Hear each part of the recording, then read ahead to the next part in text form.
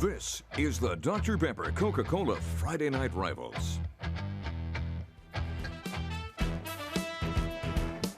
It might not be the oldest rivalry in Baldwin County, but it's probably the most intense rivalry in Baldwin County. And tonight, Daphne and Spanish Fort. The Daphne Trojans coming off a big win last week, up to number 9 in the 7A polls, going up against a 6A team in Spanish Fort, their rival from just right over there, right, Dan Brennan? Just 4 miles up the road, just that way. So, yeah, these two teams, like, it's been so one-sided, but this is a very intense rivalry for only being 13 years old. Yeah, you know, that was a big win for Daphne last week in the region, in Region 7A.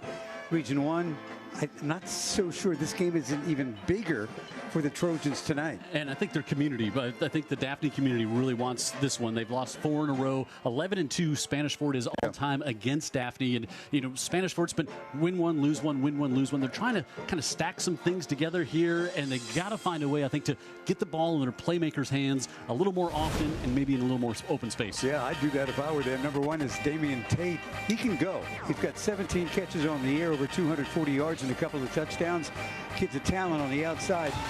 Daphne throws it more than Spanish Fort, but when Spanish Fort does decide to air it out a little bit, I think you're going to see it going to number 1. Yeah, and Daphne, we watched them, as you said, that big win last week over Baker. Their linebackers played great all year. Stevie Allen, just one of those kids you love as a high school football player, right? Yeah, about 195 pounds. Kid just gets after it. Stevie Allen, number 9, has got 49 tackles, which is second on the team. He's also got 6 tackles for a loss. That is something that Daphne does a lot of. They like to penetrate and mix things up and get people across the line of scrimmage. Allen's one of the best at that. Had that big interception last week in the second half against Baker as well. So it's a big rivalry.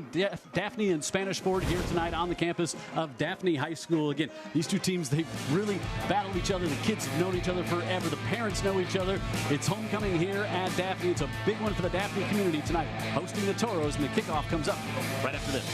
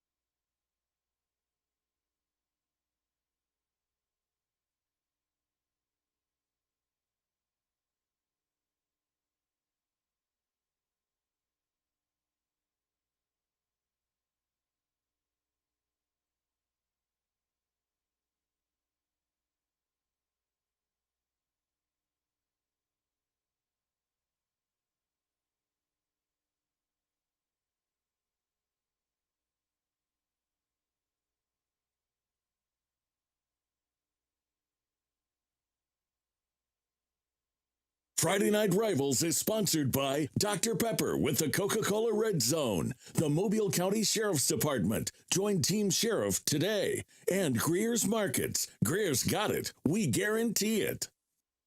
Toros. The font's a little bit.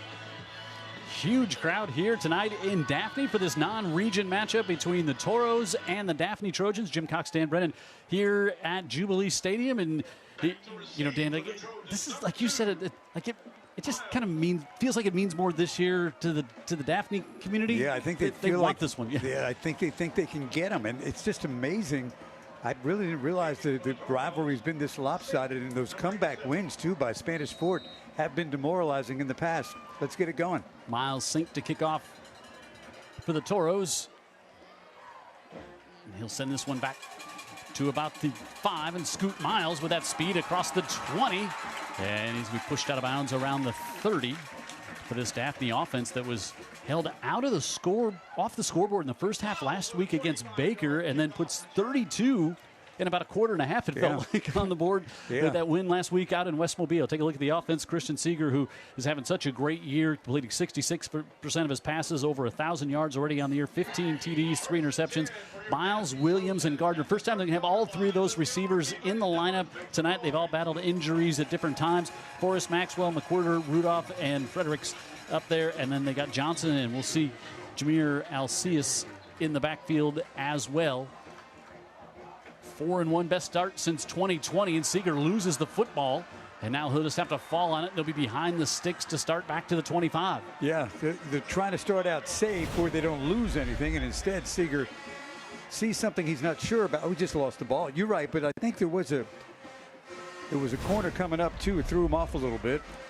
Seeger was at Spanish Fort, was the backup to Aiden Schamberger. We'll talk more about that. Rivera, McDowell, Moreno really disruptive up front. Wilder gets after as well. Harris, Butterworth, Shepard. And we'll get to the secondary as well as the give trying to break free and nowhere to go, being thrown down and losing his helmet. And that one was Alcius, as we talked just about Wilder, and that is going to be his 5th tackle for a loss on the season. And he is one of their engine guys up front for this Toro defense. Yeah, he plays on the edge, big, strong kid, and between he and Marino, very active. Marino's right next to him there, I believe, number 6. If I got that right, they are really, really a good pair. I got a chance to talk to Marino on the field before the game. We shared some thoughts about hustle and desire, and that's what he's all about. 3rd and long here for the Toros. And they have to go up top. So the Trojans up top, and they're able to get it complete at midfield and all the way down to the 21-yard line as they launch it up and able to get it complete. And it's A.J. Blakeney, who had a touchdown last week. And Blakeney able to take that one all the way down to the 20. We saw the big play in the first quarter last week. It called back for a penalty, but no flags on this one. But Blakeney just got way behind the safety. He's not even somebody we highlighted. They were so deep at receiver now. That's why they rarely run it. 48 yards on the completion for Seeger, and they're in the Coca-Cola red zone. And the Trojans with that big 3rd down completion, and they go to Isaac Johnson, and he goes into Brandon Marino. As Dan talked about him, he's such a disruptive force in the middle of that lineup. Just a junior for the Toros. Yeah, he's strong. He's quick. Get him right there near the ball so he's quicker than most centers for sure. And he is, you can see the way he tackles. You always don't see guys right in the middle of that defensive line that have a high motor like he does. He's got it. Yep. 2nd and 9, and now looking to come to the near side and able to get that one complete and drop out of bounds. LeBraylon Williams, the sophomore, with his 14th catch of the year. It'll bring up 3rd down and about a yard. We saw Daphne have some trouble in the red zone last week. Williams has got 1 touchdown on the year, and they really like their receiving crew. And like I said, they've all battled injuries at different points of the season. They got them all out there together. Yeah, the red zone was a challenge last week. Again, the team doesn't run it well. Back to Johnson, tries to go on the left side, and he is not going to get the 1st down. He's going to lose a yard, and now on 4th and 2, they missed a short field goal last week in a very similar situation.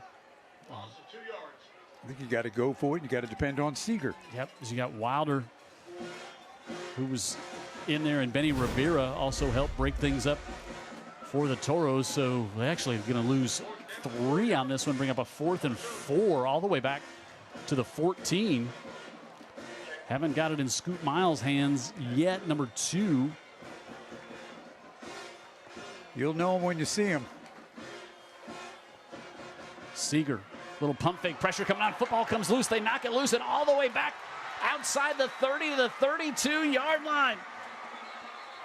pressure came up, ball got knocked loose, and the Toros able to not only stop them, they come up with a takeaway. Noah Stone ends up loose on the football. What a stop by the Toros. Great pressure there from Prim, and the Toros come up with a stop.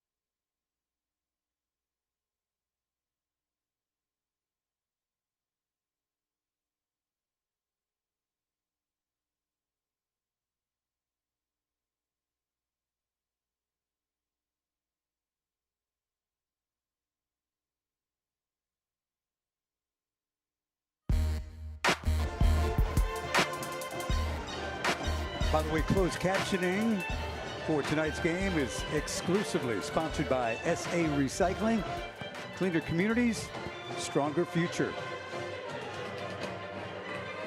What a stop by the Toros there. And I think we talked about it a little bit. We kind of there in the breakdown saying it's just when you have trouble running the ball down there in the red zone can lead to problems. And we saw it there. We saw it last week. Yep. They had a lot of red zone trips that turned into little or nothing, missed field goals, stopped on fourth down, stopped again. Aiden Schamberger completing 50% of his passes this year. He's got Juju Bonner in the backfield with him. Schamberger gives it off to Bonner on the left side, and Bonner's got a big hole, and across midfield is stiff arm, and Bonner's out to the 42-yard line. Great start for the Toros on that one. A Roof Doctor's first down. It's a giant hole on the right side, and Bonner, he does not mess around. Yeah. And he takes on the contact at the end of the run too. Physical kid, good speed, very competitive. Picks up 27 on first down. Schamberger had his arms up in the air like he was going to be a touchdown, like Kiffin on the sidelines in the old days calling the plays, right? Yeah, he thought it was gone. We'll get back to our Greer starting lineup. Schamberger, quarterback, 517 yards, 5 TDs, no interceptions on the year. Bonner, Buchanan, and Bowman, the sophomores, and now going to get a timeout taken by Spanish Fort. Damian Tate, the other wide receiver Dan talked about. Miller, Williams, Gawatska, Pollock, and Petard up front for the Toros. Toros coming in averaging almost 27 points a game. 3-2 on the year, 2-2 in the region. This is a non-region matchup. You know, the big balance in high school, Jim, is you can get better during the year. Players can develop. Teams can become more cohesive, but you got to stay away from injuries, right? Yep. At the high school level, injuries are can really critically affect a football team. Spanish Fort, you can see them as a unit. They play pretty well together. When they don't come up against somebody they simply are physically overmatched, they're tough. Hey, that's the smile cam, by the way, right there, everybody. Yep, brought to you by McMurphy Orthodontics. They always will want to make you smile. And on the keeper, Schamberger with a speed. He's across the midfield, across everybody, and gone. Schamberger at the 42. I shouldn't have said midfield. We were still talking about the smile camera, and that brought up a big smile from the Spanish Fort fans. 42 yards, Schamberger. Second longest touchdown run of the year, his third touchdown run, and just a big hole up the middle, and he's untouched, and that's an ArcelorMittal Calvert touchdown. Apply now at ArcelorMittalCalvertJobs.com. Maybe Schamberger was saying touchdown for the one he was about to run, because again, just a gaping hole right in the one gap, and it wasn't a one gap, it was a one tunnel. Maggie for the PAT. He is 16 of 17 on the year. So the Toros, maybe as big a perfect start as you could get. You gave up the one big play, but you come up with a 4th down stop down there, and then a 2-play drive for the touchdown. Yeah, the first 2 plays were how many yards was that first play? 20, I think 28. And then you had a 9-yard out, and you're sitting 2nd and 1. Somehow turns into disaster. Spanish Fort has the ball, and they don't mess around. Now, it was their bread and butter. They just ran the football, but that offensive line just gashed Daphne 2 consecutive plays, and they're in the end zone. And now it's all coming back to us. Oh, yeah, this is how this rivalry seems to go. Yeah, and I would say it always seems like Spanish Fort kids kind of punch above their weight in this game. Yep. It just seems to have always. Well, literally they do, right? Yep. 7A against, they're just in 6A. This is a good Spanish Fort team. It's not the most gifted Spanish Fort team that we've seen in our day here, but they're a tough bunch. Sink to kick off, and again he'll send it back to Scoot Miles inside the 5, and now Miles going to try to answer back. He's across the 40, and he will go across midfield, still on his feet, and he's going to be brought down at the 40-yard line. So you see the electric returning of our player of the week last week in this game. He did come out with a little bit of a banged up ankle, but yeah, because look at the speed here. And again, great special teams blocking. Scoot Miles with 11 minutes to go in the game last week did have that ankle, got banged up, and it looked like he was going to be out for a while. He came back in and helped them win the game. Yep. They were down to Baker at that time, 20-13. Yeah, they ended up scoring 3 unmatched touchdowns down the stretch. 52 yards on the return for Miles. And the Daphne offense, so Seeger was at Spanish Fort. He was the backup to Schamberger, transferred over here to Daphne. Now he's the starter for Daphne. And the backup for Schamberger now was Daphne's starter at quarterback. Thibodeau. Last year, yeah. Give on the outside, Johnson. And he's going to get up to the sticks, and he's going to have a Roof Doctor's first down as they bounce it to the outside a little bit there. I like Johnson because you know what you're going to get from him, right? Yep. Not a lot of dip and dunk and all this kind of thing. He's coming straight at you. Watch one cut. See you later. 232 yards on the year with a couple of touchdowns for the Trojans. And now from the 30, Seeger looking to come to the near side and fired that one over Miles' head. So actually he was trying to get to C.J. Gardner. They've got some talent at wide receiver. They've obviously got speed too, and Gardner and Scoot Miles. We were really impressed how Seeger played in the game against MGM. We did here a couple of weeks back on Friday Night Rivals, and played well in the victory last week. That big road win at Daphne. Give it off to Johnson, and Moreno grabs him from behind and slings him down for no gain. And 3rd and 10. Going to be coming up. May have lost a yard on the play, and I think he does. So it's going to be 3rd and 11. And then Moreno, just talk about how much of a force he can be there, but that time bounced it to the outside and able to get in and get the stop. Thomas with a couple of interceptions on the year. That's secondary for this Toro team. So 3rd and 11 here for Christian Seeger. Seeger drifts to his right. Still looks, pressure coming from the backside, and he's going to flip it up, and it's going to be incomplete. There's going to be a flag at the end of the play. That came in after the play was over. Not exactly sure what that's all about. We'll see now. John B., our referee, but you could hear the Daphne crowd with a gasp almost as the pressure was coming from the backside as Seeger kept rolling toward the home stands here. We have an illegal forward pass and a loss of down. Oh, he was past the Fourth line. down. Okay. Yeah. Okay. Past the line, just trying to flip that one. 4th and 10 here ahead as he was feeling the pressure there. Yeah, I didn't realize he'd gotten past the line of scrimmage. The line of scrimmage is about the 31. He kind of got pushed across the line. So the double whammy on that, you get the penalty and the loss of down. So now it's going to be 4th down, push all the way back to about the 36. Well, Daphne's had some big plays, but they haven't been able to cash in again. And that's a recurring pattern from the first half last week. Yep.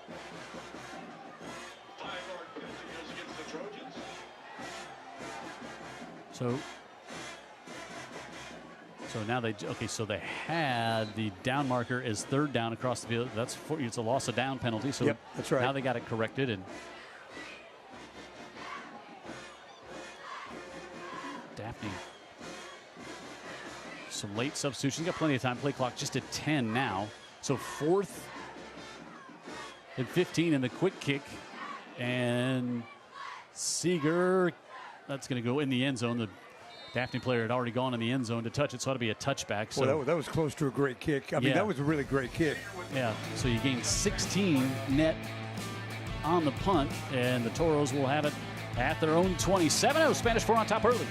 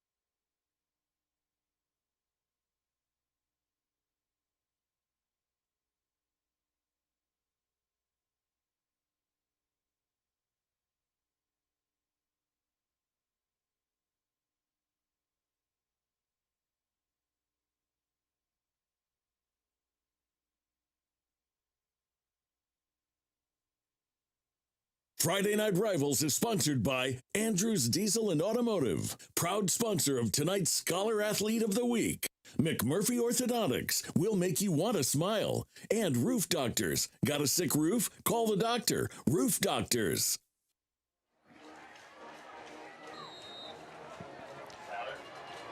Two plays, 41 yards on the last scoring summary. And they give around to Damian Tate, who Dan highlighted in the pregame show, and he'll carry it for about 3 on the first down. About halfway through the first quarter, and Daphne's already got 110 yards in total offense. But they don't have anything on the scoreboard. Yeah, I think we told Kenny King, the coach for the game, hey, halfway through the first, you got 110, you got like other, and he wouldn't have guessed they'd be down 7-0. Yeah, no. Schamberger, the South Alabama commit, drops back, looks to float this one out, able to get it off, complete to his tight end, Carter Cook. And Cook going to push forward to about the 27 before he's wrapped up by J.C. Miles and a few other Trojans. Bring up 3rd down. Yeah, a little short of the first down. Schamberger, nice loft on that pass. Keep in mind that Schamberger can run too. If you missed earlier, he went about 42 yards for a touchdown last time they had the ball. And that was just a quarterback draw and out the window. Second catch of the year for Cook. And a 3rd and 1. Schamberger going to keep it. Schamberger trying to get to the outside. He will, and if he turns the corner, watch out. Aiden Schamberger at 4-4. Will they catch him? He is showing his speed up the near sideline. Did he get in? The near official said yes. Instead, they're going to put him down at the 2. 68 yards. When he turned on those jets, that was something to see. Now, I'm glad he's not hurt. He got, watch the way he comes down. Now, watch right here. When he gets to the corner right there, gets past 1. And he was looking back, trying to see if they were going to catch him or not. Oof, yeah, that's gracious. A tough angle to land on, but still 68 yards. He's got 109 yards rushing on the night. He's showing us something tonight. This is the best we've seen Schamberger play. We'll give him 69 on that because we're going to put it at the 1. Yeah, I'm not so sure if he wasn't still in bounds when he got pulled down there. Tough, but at the 1, and Schamberger with that 4.4 speed, and when he gets to the outside, we saw it developing from our vantage point here. We said, boy, if he gets to the outside, it's going to be tough. And they'll go Wildcat with Juju Bonner. Yeah, once you got around E.J. Williams, he was nearly to the house. Yeah, and it wasn't like he was trying to run against a team that doesn't have some great speed back there as well.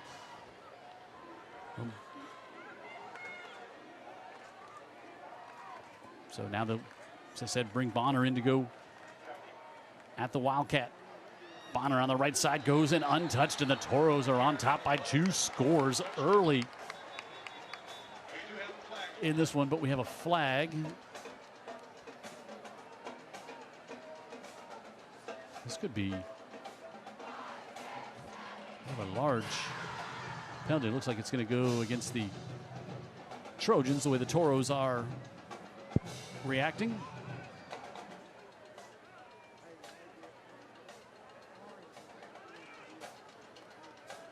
John B and his crew trying to sort things out here.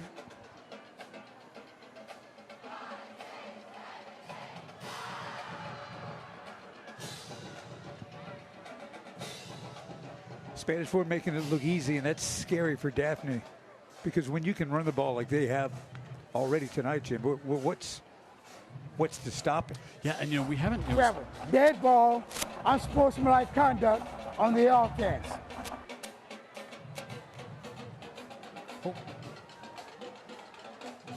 Will be administered on the kickoff. Okay, so Daphne's going to take the penalty on the kickoff. Yeah, and Schamberger coming in, 37 rushes for 280 yards, which is impressive. But now with already over 100 here in the first quarter tonight. Yeah, this is. So yeah, to Meggie to make it 14-0, and he does. And Spanish Fort and another flag. I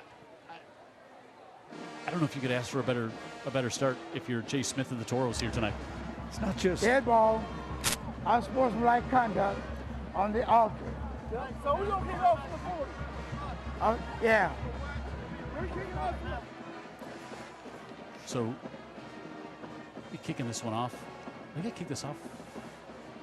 So go back to the. So it'll be half the distance on the second penalty. Let's see here.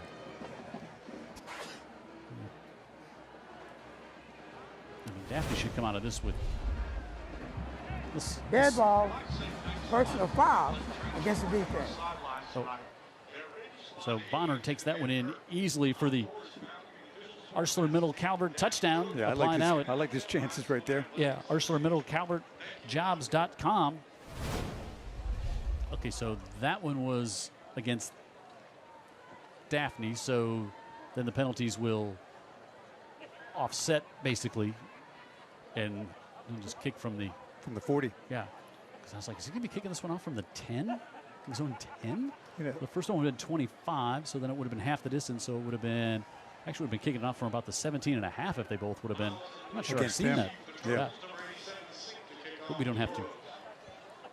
It's kind of startling the ease and with which Spanish Fort is operating offensively. And they have taken this big Daphne crowd out of this game, and now they're going to try a little squib kick up the far sidelines and go out of bounds, but it was touched, I believe, by Daphne, so it'll be.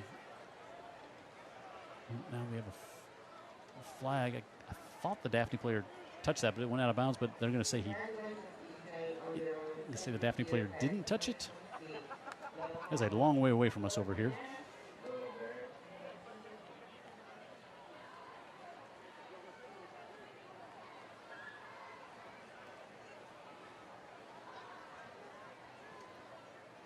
There's two types of people in this world. Those who got the sauce and those who need a little help finding it.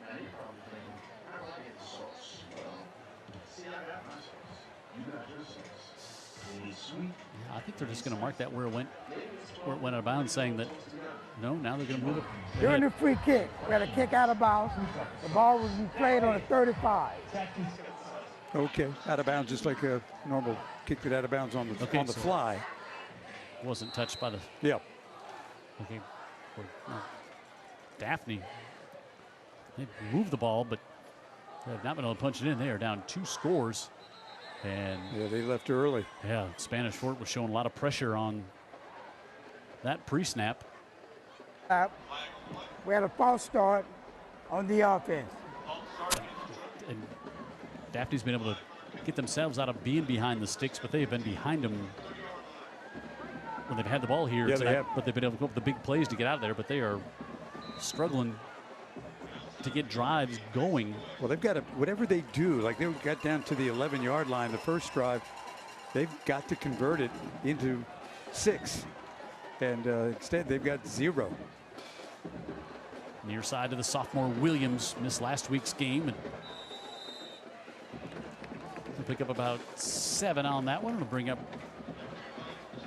second down at about 8 here for the Trojans. First time we saw Williams, he was kind of up and down. That was the game against Mary G. But he's a young guy, right? Just a sophomore. Yep. But with him and Scoot, they had a few assorted others. They can really take the top off. So Seeger and the Trojans still looking to get the play in. Now play clock under 5 and get it off. Give it off. Alcius will cut back at the line of scrimmage, but not much more. He'll get maybe 3 on that one, and third down coming up again for Daphne. Butterworth, well, a sophomore linebacker for the Toros in there to make the tackle. I think Butterworth's going to be good. He's a young guy, and Chase Smith saying he really likes his sophomore class. Yep.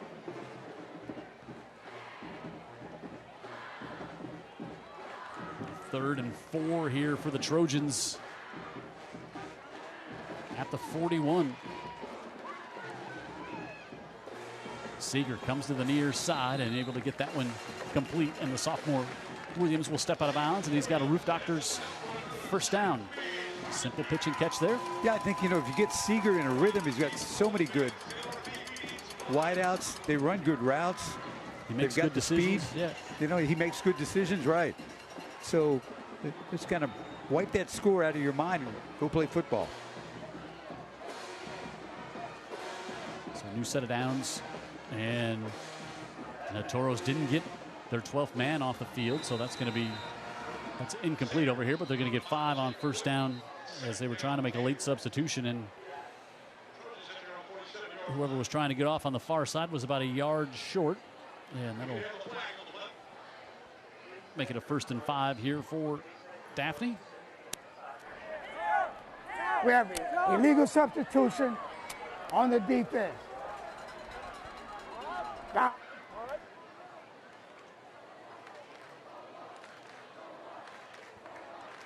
Williamson, who we're going to see in a couple of weeks against Viger, they lead Murphy 34-0 in the first quarter. McGill leads Davidson 7-0 in the first quarter. St. Paul's leads Faith 16-7. That also a first quarter score, 7-7, and the big one over in Mobile County tonight, Theodore and Fairhope, all non-region games. Inside give, and Alcius able to break that one free, and he's going to have a Roof Doctors first down up to the 32-yard line. To be honest, Jim, that's what he does best. Alcius, not the big breakaway speed, but sturdy and can take it between the tackles, and he does it right there. Good blocking scheme by Daphne. And now they show again a little life. We got a little rain starting to spit down here as he picks up 16 there on first down. I don't think there's anybody with any ring here in the house. Penetration again by the Toros as Marino and Wilder come in there, and Alcius going to be pushed back to the 35. He had no chance. Here come the Blues Brothers. Yeah. they get the job done, man, and it's usually on your side of the line of scrimmage. Loss of 3. Marino comes up with another tackle for loss. Empty backfield for Seeger. Steps up and able to float that one on a crossing pass, able to get it off to Scoot Miles, and Miles will be pushed out of bounds at about the 26-yard line. Third down coming up. So against this passing offense from Daphne, you got Spanish Fort. They're just sitting back in the zone, Jim, which means everything's in front of them. They're seeing everything. That, you know, it's coming at them. Even with that, Miles able with that great speed, able to get some extra yards around the corner, and now definitely 2-down territory here. 3rd and 5 as they bring Isaac Johnson into the backfield as we approach 2 minutes to go in the opening quarter. Seeger rolls out. He doesn't run it a lot, but he's going to keep it himself, and he slides, and he's going to pick up the first down. I think it was a designed run. Johnson was his escort, his blocker. That was just 18th carry, and now he's got 18 carries for 38 yards. So I was thinking that Johnson might have been in there for pass pro, but it turned out he was in there to block, but for a designed run. And that's what they've got to find different ways of going about this. But that was going to be 2-down territory one way or the other. Yeah.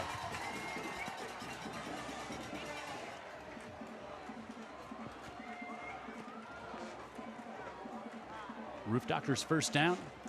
Seeger to the right side, able to get it off to Williams, so he pushed out of bounds as they are in the Coca-Cola red zone at the 14-yard line. Remember, Baker was running it up and down the field early in that game, and the contrast between what Baker was doing and what Daphne was not able to do was stark a week ago, and yet in the end, 32 second-half points by the Trojans, and they won the game.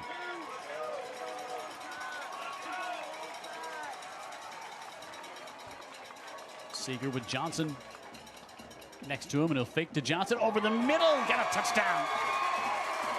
Able to toss that one right up, and he goes to his tight end, Zach Butchka.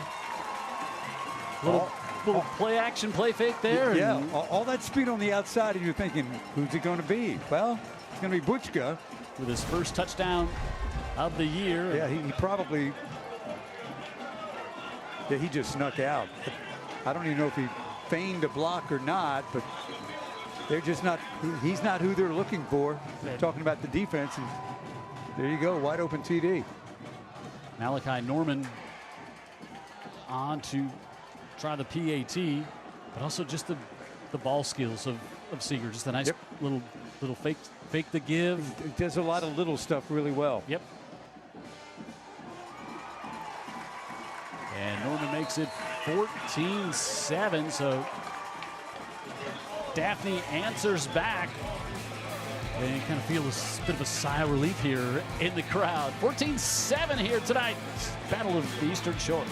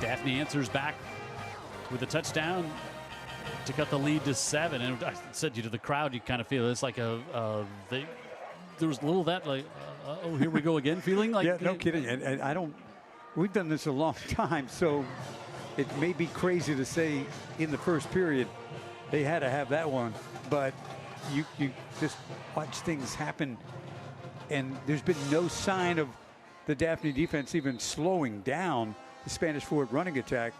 So in a way, it felt like they had to have it, and they got it. And let's see if that spurs their defense on a little bit to play a little bit better.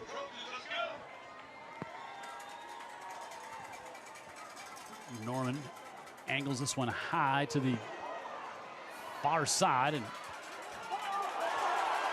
ball comes loose on the ground, and I think the Toros turn it over for just the second time this year. They had a fumble against Theodore. That's been it. And the high kick ball a little wet maybe with the rain coming on here. Remember that fumble against Theodore was a big one too. Yeah, that's Traylon Thomas, the DB. And it just got ripped out of his hands. Might have been E.J. Williams that got in it. I know they look good, but purple numbers on purple jerseys. Yeah, we don't know who they are. Yeah.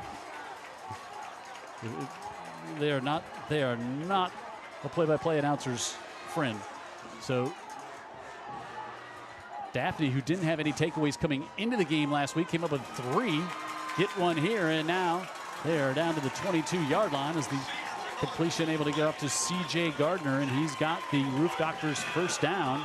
And this game has suddenly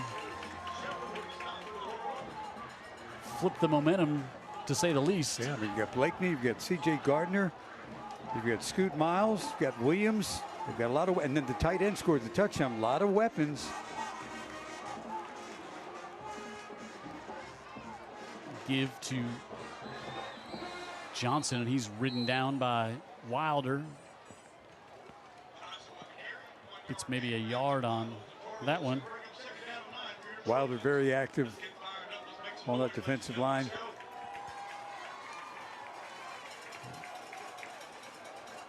Second and 9 as we're inside a minute here in the opening quarter.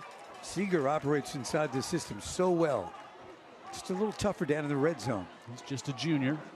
Wilkes wants to go up top, fires that one up, able to drop it in the bucket, got it complete, and then stepping out of bounds was Williams. And how about that throw, just dropping it over the man in coverage there to Williams out on the sideline. Well, you know, I thought he got it out late, and you know what happens when a quarterback gets the ball out late. Especially going to the sideline, right? Yes, the far sideline.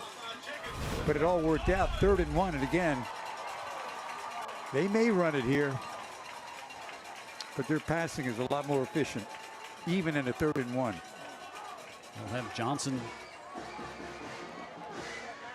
in the backfield with him. They give it to Johnson, tries to get to the outside, and he'll cut it back to the middle, and he's going to convert and have the first down to the 9-yard line. Yeah, all the blocking was on the left side. That was a give to the right. Johnson, good decision on the fly, cuts it up. First down, Trojans.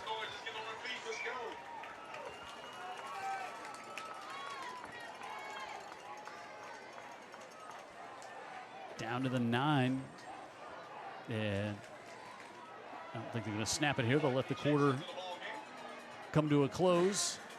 An exciting first quarter here on Friday Night Rivals. Spanish Fort jumps out to the quick 14-0 lead. Daphne cuts it to 7. And now Daphne down inside the 10, looking to even this one up as we'll start the second. Coming up right after this on Friday Night Rivals.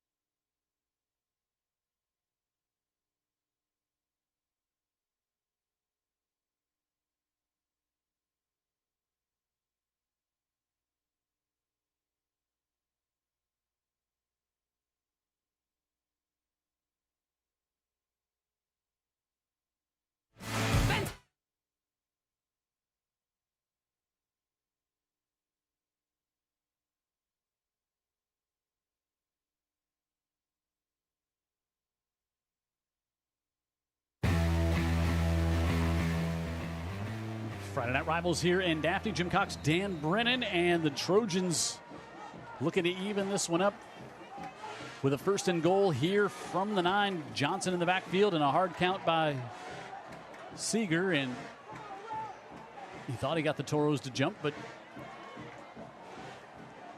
did not. Play clock, still plenty of time. Seeger gives it off, and Johnson going to be driven backward. Nowhere to go. Noah Stone in there on the stop, and he's going to lose maybe 3 on that one. Yeah, that inability to run, we've said it over and over again, but it's crippling. 2nd and goal back to the 13-yard line, so he loses 4 on that one.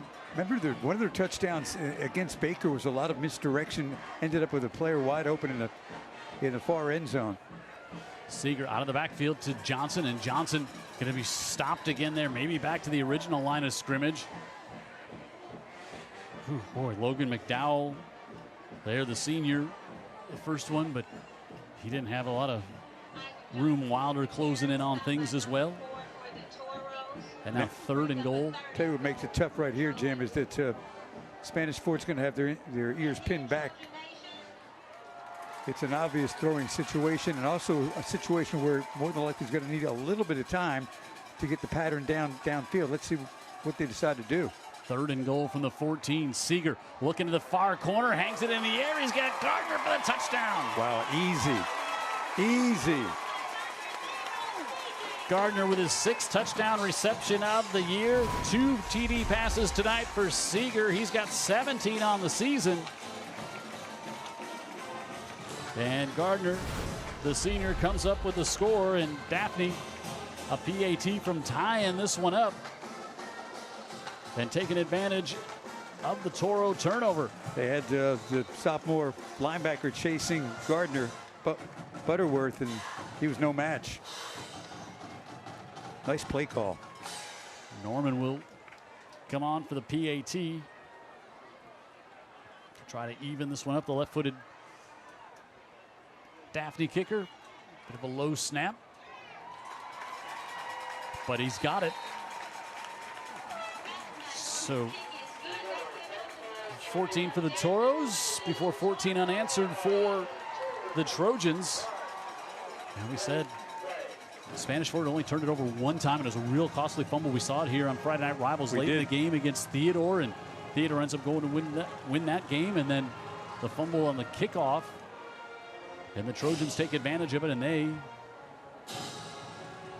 now have evened this one up at 14 apiece. Yeah, the good news for them is there's nothing more elementary than running the football, and they have done that very well tonight. Daphne Trojans, Spanish Fort Toros have rushed it 5 times for 142 yards. So until you stop that, you're getting 28 a click every time you hand it off. That not helps, bad. right? A couple of times that was, of course, Schamberger himself. Once on a draw and once on a quarterback design run to the edge. Let's see what Daphne does here again. Kick on the far side, and Carter Cook who takes it at the 40-yard line, and that's it. But pretty decent field position for the Toros on this drive. And it seems like it's been a while since their offense has been out on the field. Feels like that because that was I guess that was a muffed punt, right? Or a fumbled punt. Fumbled kickoff. Yep. Yeah. So yeah, you're right. Daphne had 2 possessions in a row. So now Schamberger comes back out here for the Trojans, all even for the Toros, all even with the Trojans at 14.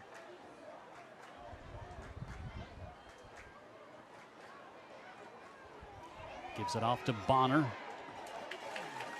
Bonner will pick up a couple. Bonner with the 2-yard gain for the Not much brought down by Blakely and Bam. there is A.J. Blakeney able to come in and make the stop, so 2nd and 8. Well, the wind's really picked up after a brief shower. Coming out of the south. Yeah.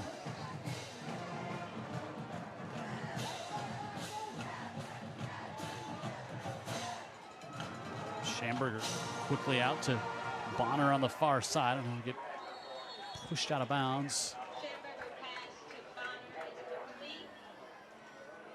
Jaden Lee knock it out of bounds. It'll bring 3rd down at about 8. Didn't get anything on that one.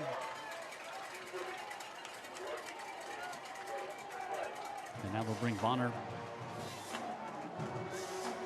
back in, and they'll put Carter Cook, the tight end, in the slot. Bowman, the sophomore, to the top of the screen, and Buchanan, the other sophomore, down to the bottom, and Damian Tate out to Schamberger's right as well here on 3rd down. Daphne bringing pressure. Schamberger rolling out, now wants to go back the other way, hangs that one up in the air, loops it to Bonner, and Bonner is going to squirt forward, and he's going to have the 1st down into Daphne territory. He got a good block out there. I don't know if that was Tate. I'm not sure who that was, but Bonner's the man for the job on a 3rd down. Don't you think, Jim? He's a guy, he plays tough, and if you need 8, he'll do his best to get you 9. Had everybody loaded up to the bottom of the screen. Pressure came from the top of the screen, and then throw back against it. And that kind of looping pass was a little dangerous. Yeah, almost invited pressure again. Less bodies in the area, and Bonner took advantage. They got the 1st down at the 47. Bonner comes in the middle. It's a big hit, lost a helmet. Did one of the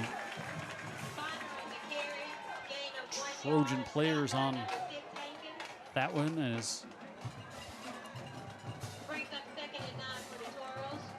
Miles Hankins, the sophomore, who's really been playing more for Daphne, lost his helmet on there. The sophomore is his linebacker teammate calls him the old man, since Trey Kyle's just an 8th grader out there for yes, he is. Daphne. These corners are really challenging Spanish Fort at the line of scrimmage. Something to watch. 4 receivers up top. They go that way and get it to Damian Tate, and Tate gonna have the 1st down as he skips up the sideline. And he's gonna have the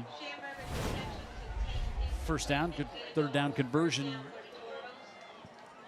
Yeah, good blocking. Good blocking by the receivers. Approaching 4 minutes gone by here in the 2nd.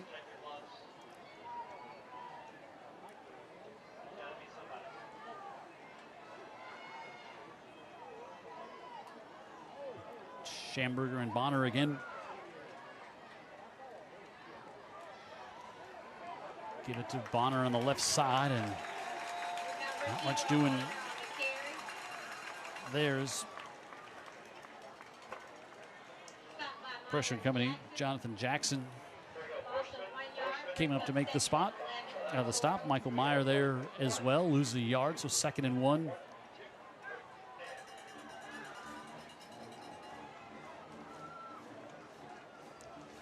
Schamberger looks over toward the sideline to get the play in. Still plenty of time. You see Schamberger, all of 6'3", about 180 with that speed. Design run this time on the left side, just tries to push forward, and he'll get about 5 to bring up 3rd down, a little more manageable here for the Toros. Yeah, and again, more than likely, Jim, 2 down territory. You got Daphne defense doing a much better job than those first 2 drives, easily, at least contesting Spanish Fort at the line of scrimmage. You only got 2 there. I'm a little surprised. Yeah, I thought he got a little more, so with 3rd and 8. Cook resets to the tight end, to the strong side of the near side. Give it off to Bonner, who goes that way, gets a block, and Bonner's inside the 20 and down to the 11-yard line, and he's got the 1st down. And he's into the Dr. Pepper red zone with a pickup of 16. Well, that's the Spanish Ford I remember, Jim. I mean, they bring a tight end over, almost saying, you know what we're going to do? You know what we're going to do, right? We're going to run it right here. And Bonner is, again, the man for the job. Quick feet, very competitive. First down, Toros. Over 500 yards on the season. Now for Bonner. 1st and 10 from the 11.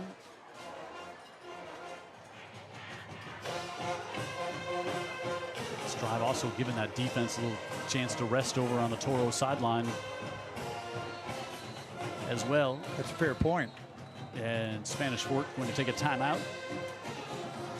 with 6:09 left, and they're just outside the 10, looking to see if they can regain the lead. Good one here tonight on Friday Night Rivals, Daphne and Spanish Fort.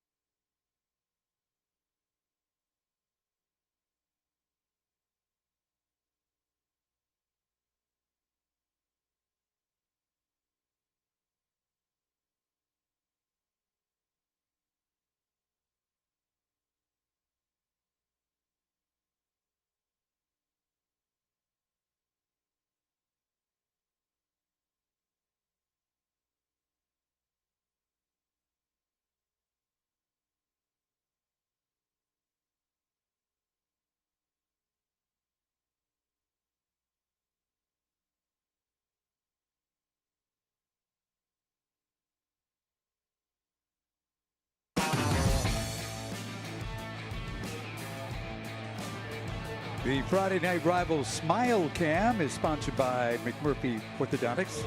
Will make you want to smile. There's some smiling Pirates over in Mobile tonight, which is not always a great thing because sometimes the teeth, Pirates' teeth aren't really show-off worthy, but they need to go see Dr. Stedman. But 17-7, Fairhope leads Theodore at the half. A bit of a surprising score, I'd say. I would say so. 7A, 6A matchup over there as well. But here, 1st and 10, Schamberger on the keeper, tries to spin forward, but he's wrapped up. Nowhere to go as Jay Sean Willis, the sophomore, comes up with a stop. One thing we've seen about Schamberger is we haven't always seen him in his greatest moments. He's played very well tonight. He's tough. Yep. And that Saraland game was a good example of that. He was banged up. They were way down. He never gave up, never quit. Yeah, and you can, but Schamberger has, he knows about this rivalry as well. Sure. He knows that Daphne's quarterback's off to a great hot start this season as well. As they send Tate in motion. Schamberger zips it to the near side, able to get that one off to Buchanan, and Buchanan going to be down to about the 3 and going to bring up 3rd and about 2 here for the Toros. Good game. Yep. That's why it was the Friday Night Rivals. Why it was the game of the week, right? Yes, sir. Why we picked it. Alma Bryant trailing Citronelle 7-6. That is a long way from the Bayou to Citronelle. That is a long bus ride. It's a flight, isn't it a flight? McGill, Oliver Davidson, 35-0 in the second quarter. Now they'll go Wildcat to Bonner. Bonner trying to get to the edge. Can he turn the corner? He's going to be close. He's going to depend on where they mark that spot on the far side. I think he's going to be a little short of the first down, Dan. Wow, okay. Really trust Bonner with the ball in his hands on these situations. Really do. We're going to mark him a full yard short here. Going to keep the Wildcat in there.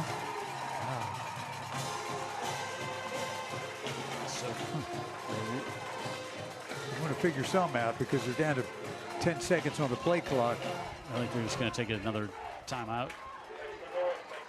Nope, they're going to.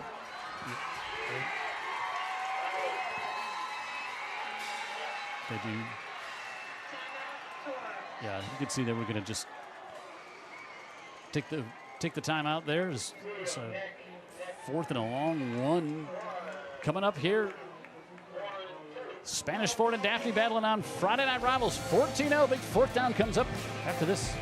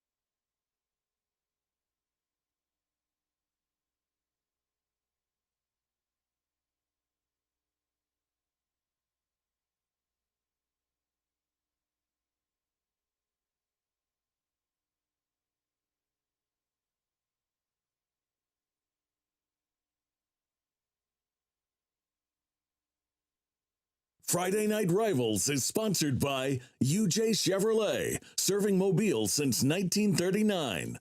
ArcelorMittal Calvert. Apply now at ArcelorMittalCalvertJobs.com. And the United States Coast Guard. Protect, defend, save. Online at GoCoastGuard.com.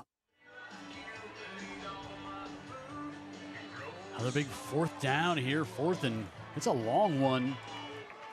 About 1.5 yards. And they'll come back out with Bonner in the Wildcat. They brought Marino in to block as well from his defensive line position. They're going to go that way behind him on the right side, and Juju Bonner's in for the touchdown. Yeah, another play where they just let you know basically what the play was going to be. They believe in Bonner that much, and they certainly believe in a guy like Marino. You bring him in to block on the edge, and they just too many big bodies that like to win football games. It's not solve a problem we don't have. Let's just run it right behind the big guys there, right? Exactly, and when you add the tenacity of some of the guys on defense in, I'm not saying it's a guarantee, but it's a good shot. Bonner with 2 touchdowns here tonight, 7 on the year. And Meggie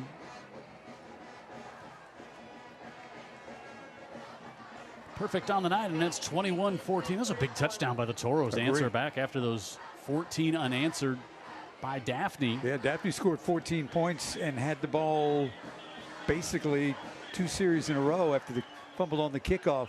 They cashed in twice, once on a short field after that, the fumble I just mentioned. They were rolling, and Spanish Fort had to take back that momentum, and they have. Guess. Okay. Tell us about our closed captioning, Dan Brennan. I can tell you right now, closed captioning for tonight's game is exclusively sponsored by SA Recycling. Cleaner communities, stronger future. Got some folks watching tonight. Daphne alumni Patrick, Captain Pat Ivy down in Orange Beach. Played here at Daphne. A lot of great memories on this field for him. And he's watching this one tonight down at the beach. He always tunes in. He tries to watch every game, but especially when his Toros are on, or when his Trojans are on, he's here to tune in to watch that one. There wasn't a Spanish Fort High School when Pat was here. Oh, really? I don't think. No, I don't think. Yeah. Before all that, huh? Yep. And Sink sends this one to about the 13, and Jaden Lee trying to get to the corner now. He'll turn it up the near side, and Jaden Lee across midfield. He bumped out of bounds around the 40-yard line. A lot of speed on Daphne. I'll tell you, I don't know that there was certainly wasn't a hold that got called. Probably close to it on the edge. So it's probably what they're commiserating about across the way. Like, hey, how did he get to the edge? What happened over there? Speed.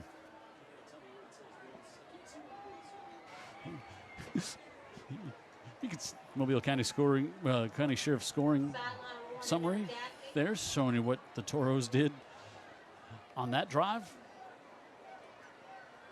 And great field position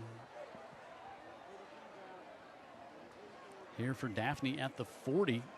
They're both moving it, doing it different ways. Spanish Fort mostly on the ground, and Daphne mostly in the air, but both have been effective offenses and now really getting it in the end zone rather than just piling up some yards. Daphne with a short field here. Seeger with all kinds of time, steps into one up the right side. He's able to get it complete. And he's got it down to the 15-yard line as he's got Gardner again, who's got the touchdown reception tonight, and that one's good for 25 as the rain starts to fall once again. Wow. Gardner, good size, so he's a physical guy. When that safety comes over, he's able to hang on to the football. Like Seeger just stepped in. That was no pass rush. Right. They dropped like 8 back in coverage there. The Spanish Fort is often in your grill a little bit with a pattern that long, Jim. Not the case there. Good blocking up front. Seeger far side again. That one broken up. Good job. Able to get a hand on that one. Treeland Thomas able to break that one away. I did not see rain in the forecast tonight. Did you? No, did not. Thought we had a chance at some morning rain. Most of what was the rainmaker had already drifted south and east of us today. A lot of sunshine today, but it just kind of the last edges of that front. Should be a cool morning. Friday Night Rivals meteorologist Dan Brennan with the full update here. Here you go, Dr. Bill's little pup. Yeah, it looked like Daphne jumped on that one, so that's going to be nope, I should say Toros jumped on that one. Snap. We have encroachment on the defense. So, and we've seen Seeger go with some hard counts a couple of times tonight. Might have got him that time. Yeah, I thought he got him another time. Seeger's crafty, knows what to do. No, just you can see his understanding of this offense is second to none. So he operates it so well because he kind of gets it. 2nd and 5. Scoot Miles in the backfield, his first touch tonight, and up the right side, and Miles is going to make it in for the Daphne touchdown. But there's a flag right where he jumped through that hole. You kind of might guess that's why it got opened up. Yeah, you know, they was kind of odd. The crowd reaction to the touchdown was like a golf clap a little bit. I guess they saw the flags. No, it's going to be a touchdown. Face mask going to be the call. Wow. Well, you should have yelled the first time, crowd. Yeah, it didn't slow Miles down, and second rushing touchdown for Scoot Miles. They're really answering the bell here tonight. Player of the week last week in the win over Baker. He's a really good player. Got a full-on slugfest here tonight. 21-20 with Norman on to try to tie it up. I hope you went with the over. We might have already hit it here in the first half. Yeah. If there was such a thing in high school course. football. And Norman's got that one. And it is 21 all here. And take a timeout and come back. Still 3:37 to go in the first half. All even tonight here in Daphne between the Toros and the Trojans.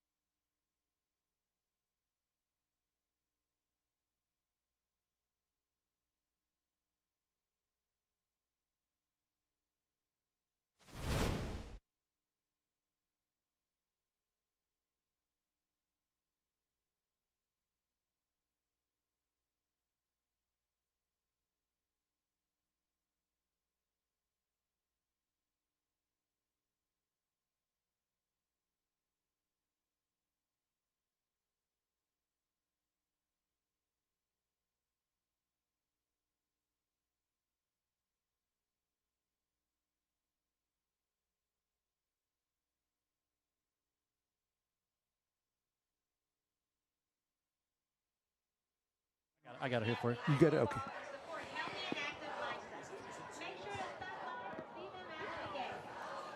Hey, stay tuned after tonight's game. We'll be highlighting one of tonight's biggest defensive stops. There have not been many to choose from thus far for our school bus stop of the game. And, of course, want to remind you to always stop for the school bus when the stop arm is out and the red lights are flashing.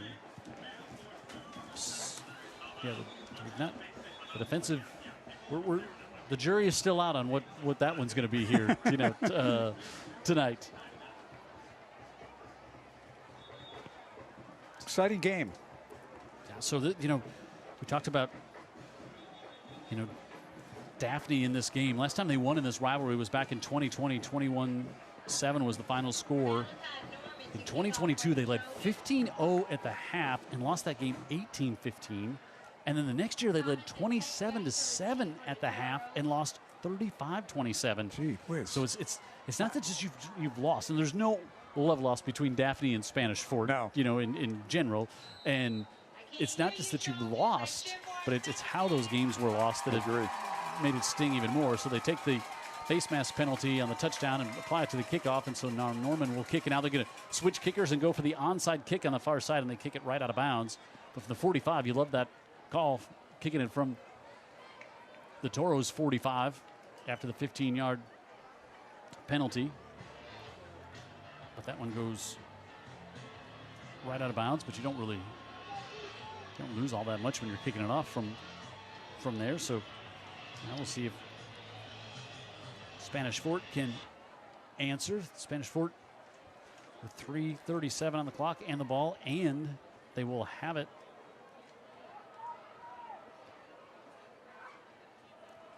Spanish To Fort. start second quarter, the second half, yeah. 13 rushes, 172 yards, so it's been on the ground for sure. They've also completed 5 for 5. Schamberger has 35 yards, but they've been a running team tonight. They've been a running team all year.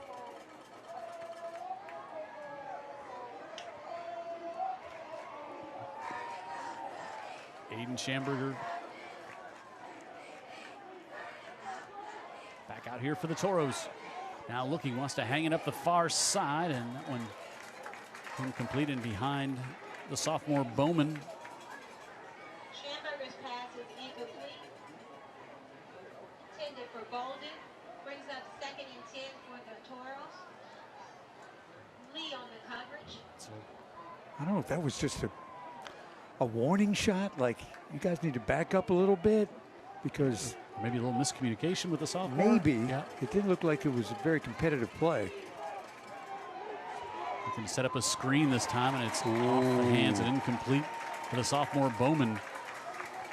And Schamberger took a big hit at the end of that one. Yeah, Incomplete Spanish pass Fort was on to top of him. Also, a lot of those players were out of position to make any kind of a play on Bowman.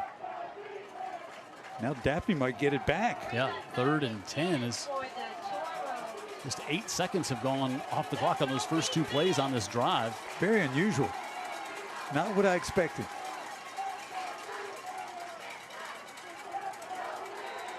And now Toros move pre-snap, and 3rd and 10 is going to become 3rd and 15. False start against Homecoming here Toros. tonight, so that band's performing before the game. Daphne's band always so big, so good, so loud. They're university level. For sure. Let's go, Trojan Nation. Let's make some noise up in the By the way, Spanish Sports, their band program has improved a whole lot in the last 3 or 4 years, too. They've done a great job.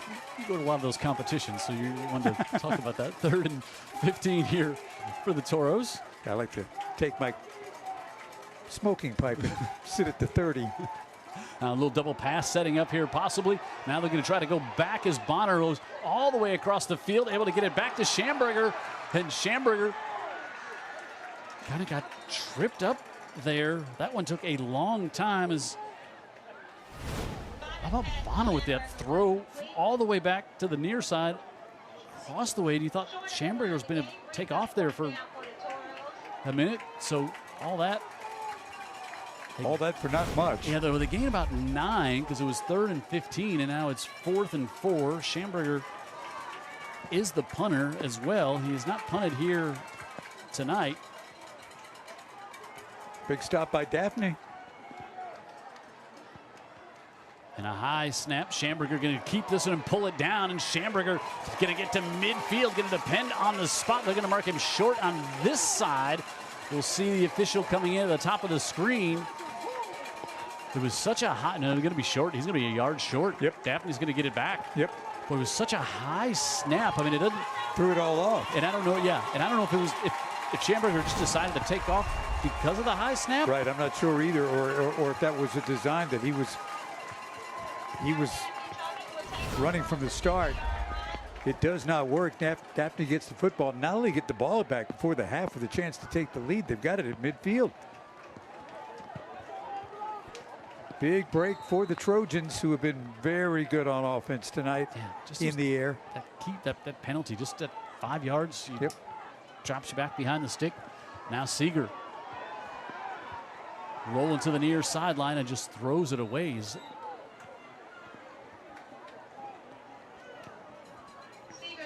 Guess he got it outside the tackle box here because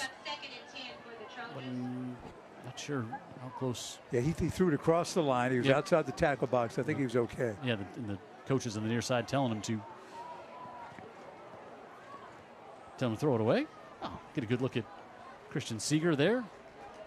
Just a junior, having a great season thus far. You look at his stats. They're really good, over 1,000 yards, 16 or so touchdowns. 66% completion passage over the middle, throws that one a little behind Williams, but Williams able to make the catch, and Williams will be brought down. Seeger's pass to Williams is complete. Gain of 5 on the play brings up 3rd and 5 for the Trojans. All right, so 3rd and 5 as the rain continues to come down a little bit harder. My goodness, what am I faced with at halftime, Jim? Goodness, I didn't even think of that, Dan Brennan. Be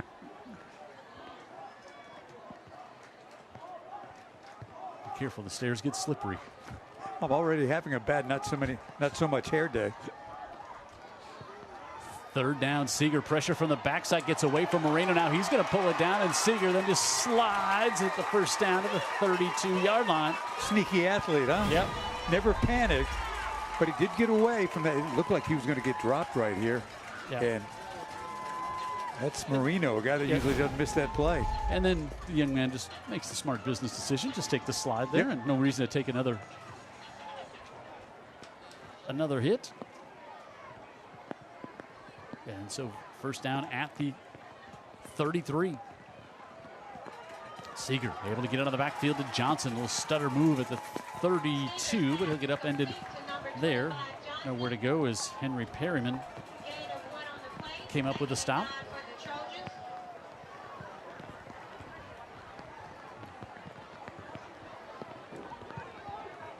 You have to call an audible at halftime. Inside the 1-minute mark. I didn't think about that. Should have someone up here with an umbrella. Seeger stands in there, floats it up to the far side, and Gardner unable to get the completion. But you see, Seeger stands in there with the pressure coming at him. Yeah. Well, that pressure from Spanish Fort again. Seeger pretty unfazed by it all. Dominic Williams there to break it up for the Toros with 41 seconds left. Suddenly we have all these, we've had a number of offensive, defensive stands basically back and forth and back. 3rd and 9, Seeger wants to set up a little screen, able to get that one complete off to Johnson. Johnson's got it, and he's gone. 31-yard touchdown, Seeger to Johnson. And Isaac Johnson with his first touchdown reception of the year to go with a couple on the ground. He's a helpful little player, isn't he, Jim? In there for the score. He does what they ask him to do. Look at that middle screen. Wow. Gashes Spanish Fort. And Daphne looking to make it 28 here in the first half.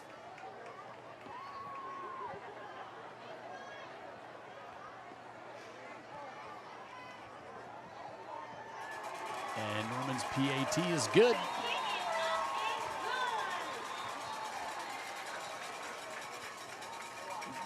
But do we have a flag? We've seen It's flags on extra points. Yeah, we've seen usually the unsportsmanlike kind. Both teams have made their way off the field, which tells you I think it's going to be against the Toros or maybe offsetting. The officials will have in no hurry to get out of the rain here at Well, I'm in no hurry to get in it. Yeah, I think the interviewees should come up here. We have a dead ball, personal foul against the defense.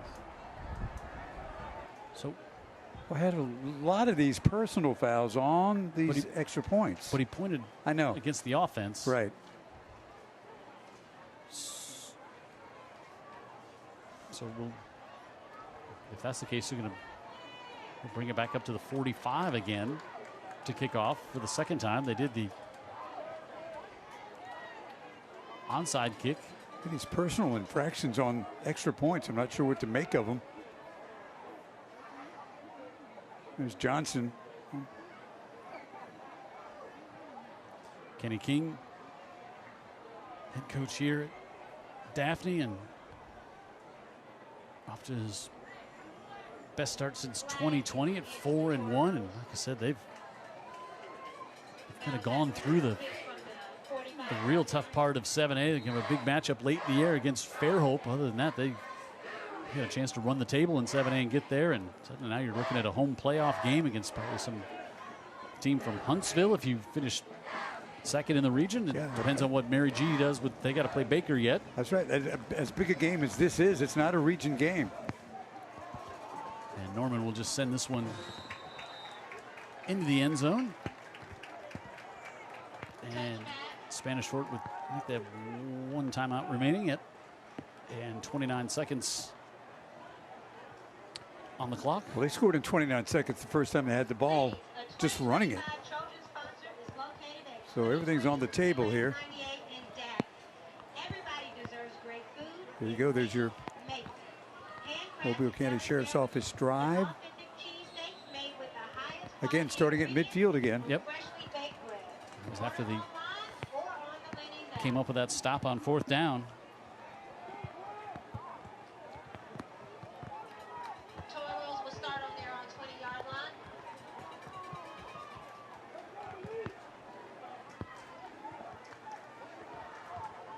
And Toro's going to have to hurry, just get this one off if they're just going to take a knee, and that's what they're going to do, and they barely get it off, but that will close the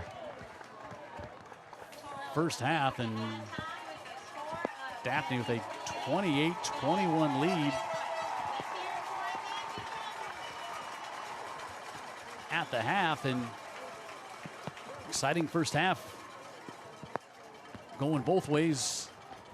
And the Trojans, who were down 14-0 early in the first quarter, respond back and able to end up on top by a score of 28-21 here at the end of the half. So we'll try to catch up with Kenny King here before we check in with Dan Brennan down on the field for his Educator Spotlight interviews, as Coach King, being gracious in the rain, taking a few extra moments. Can you hear me, Coach King? Sure. Coach King, so but got to be really happy the way your team responded after following that 14-0 hole there early in the first. Team really bounced back on both sides of the ball. Yes, you know, when you talk about it's a high rivalry game, man, so we was trying to calm our guys down, tell them, man, just relax and play your game. So they finally got calmed down and starting to play now. So happy for that. But again, man, we got to keep going, keep the pressure on, and make some more plays. This game is far from over. All right, Coach, we appreciate you coming in the rain. Go get dry, and good luck in the second half. Thank you. All right, Kenny King stopping by and joining us here at the half as his team has the lead 28-21. Seeger with the last touchdown pass of the first half there to Johnson to give the Trojans the lead heading into the break.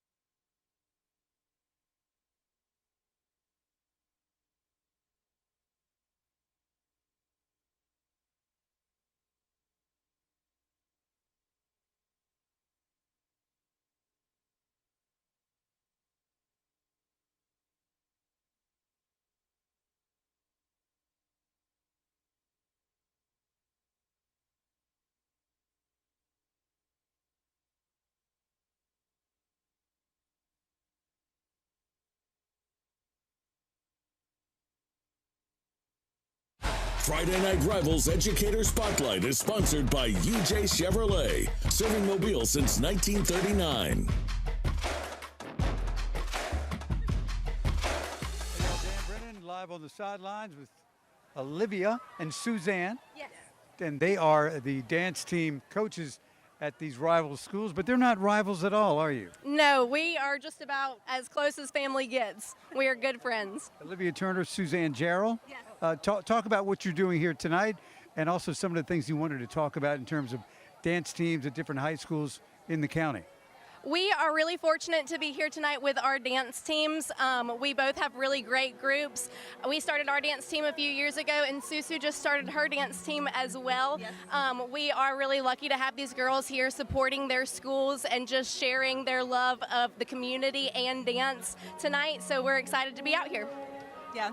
So, and it's actually a really exciting time because as our programs have grown, we are learning that across the county, programs are wanting to join in and giving these dancers an opportunity to show their passion and combine it with their school spirit. And so we're here for it. We're so excited, and amazing things are coming out of Baldwin County. Tell me about where you guys are dance instructors away from the school.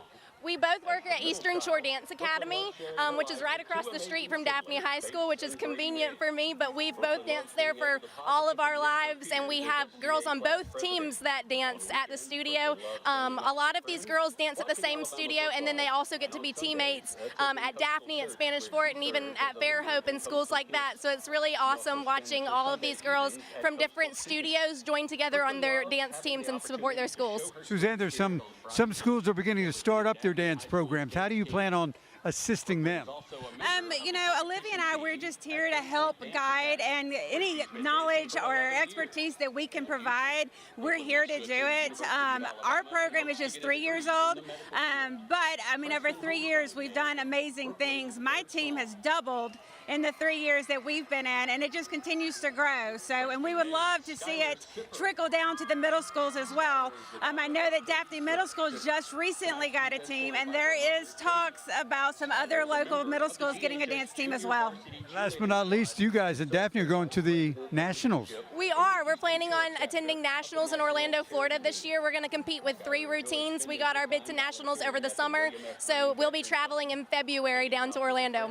It's a great pair right here. They really believe in what they believe in dance, and they believe in it countywide as well. Great game. Thank you both very much. Thank you so much. Thank you. Great game at halftime.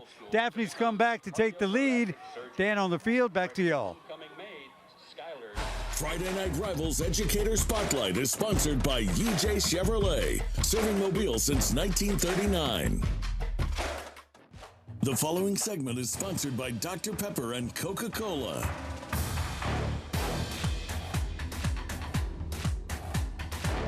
Well, Coca-Cola United and Dr. Pepper have a really good relationship with our schools, and it goes back. We sponsor football, baseball, basketball, men's, girls, women's sports, all the way down to we do a backpack buddy program where it's going back to school. We have some pencils and backpacks and rulers and stuff. We've done that. Again, we really love to be involved with our youth and schools, and that's where it starts for a community. That's where it starts molding our young folks into the people that we want them to be, and we're just really proud to be able to help and support that.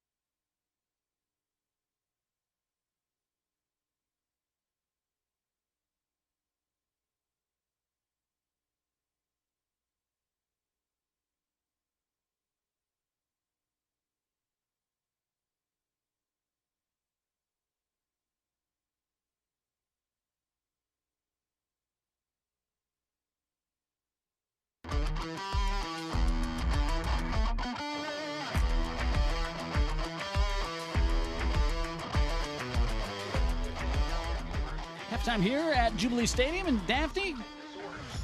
Toros and Trojans for their annual matchup. Of the home team, the Trojans on top 28-21.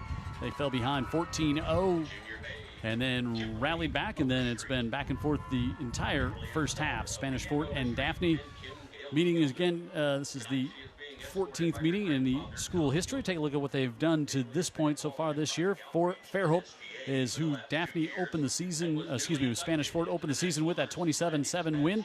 And then on UTV 44, they lost to Theodore in a region game 28-17. Then they beat Baldwin County 42-7. And they lost to Saraland also here on Friday Night Rivals 54-7. Won against Murphy last week 41-0. Daphne tonight, they got Blunt, Gulf Shores. Then they got their open week, McGill 2, and they'll wrap things up on Halloween night on the Hill against St. Paul's. That game will be here on Friday Night Rivals. Daphne, on the other hand, off to the 4-1 start, 29-28. They beat McGill with that late 2-point conversion. They beat Pine Forest 32-12. Lost to Mary G on Friday Night Rivals 41-31. Beat Foley 38-7 in the big win last week here on UTV 44, 34-20. Tonight with Spanish Fort. And then you see they got Davidson, Bryant, and they're going to win both of those games. Then they take on Fairhope, and if they win there, they're probably going to beat Robertsdale. And then all of a sudden, if you get a win here tonight, now you're 9-1 going into the playoffs, and you're going to have a home playoff game.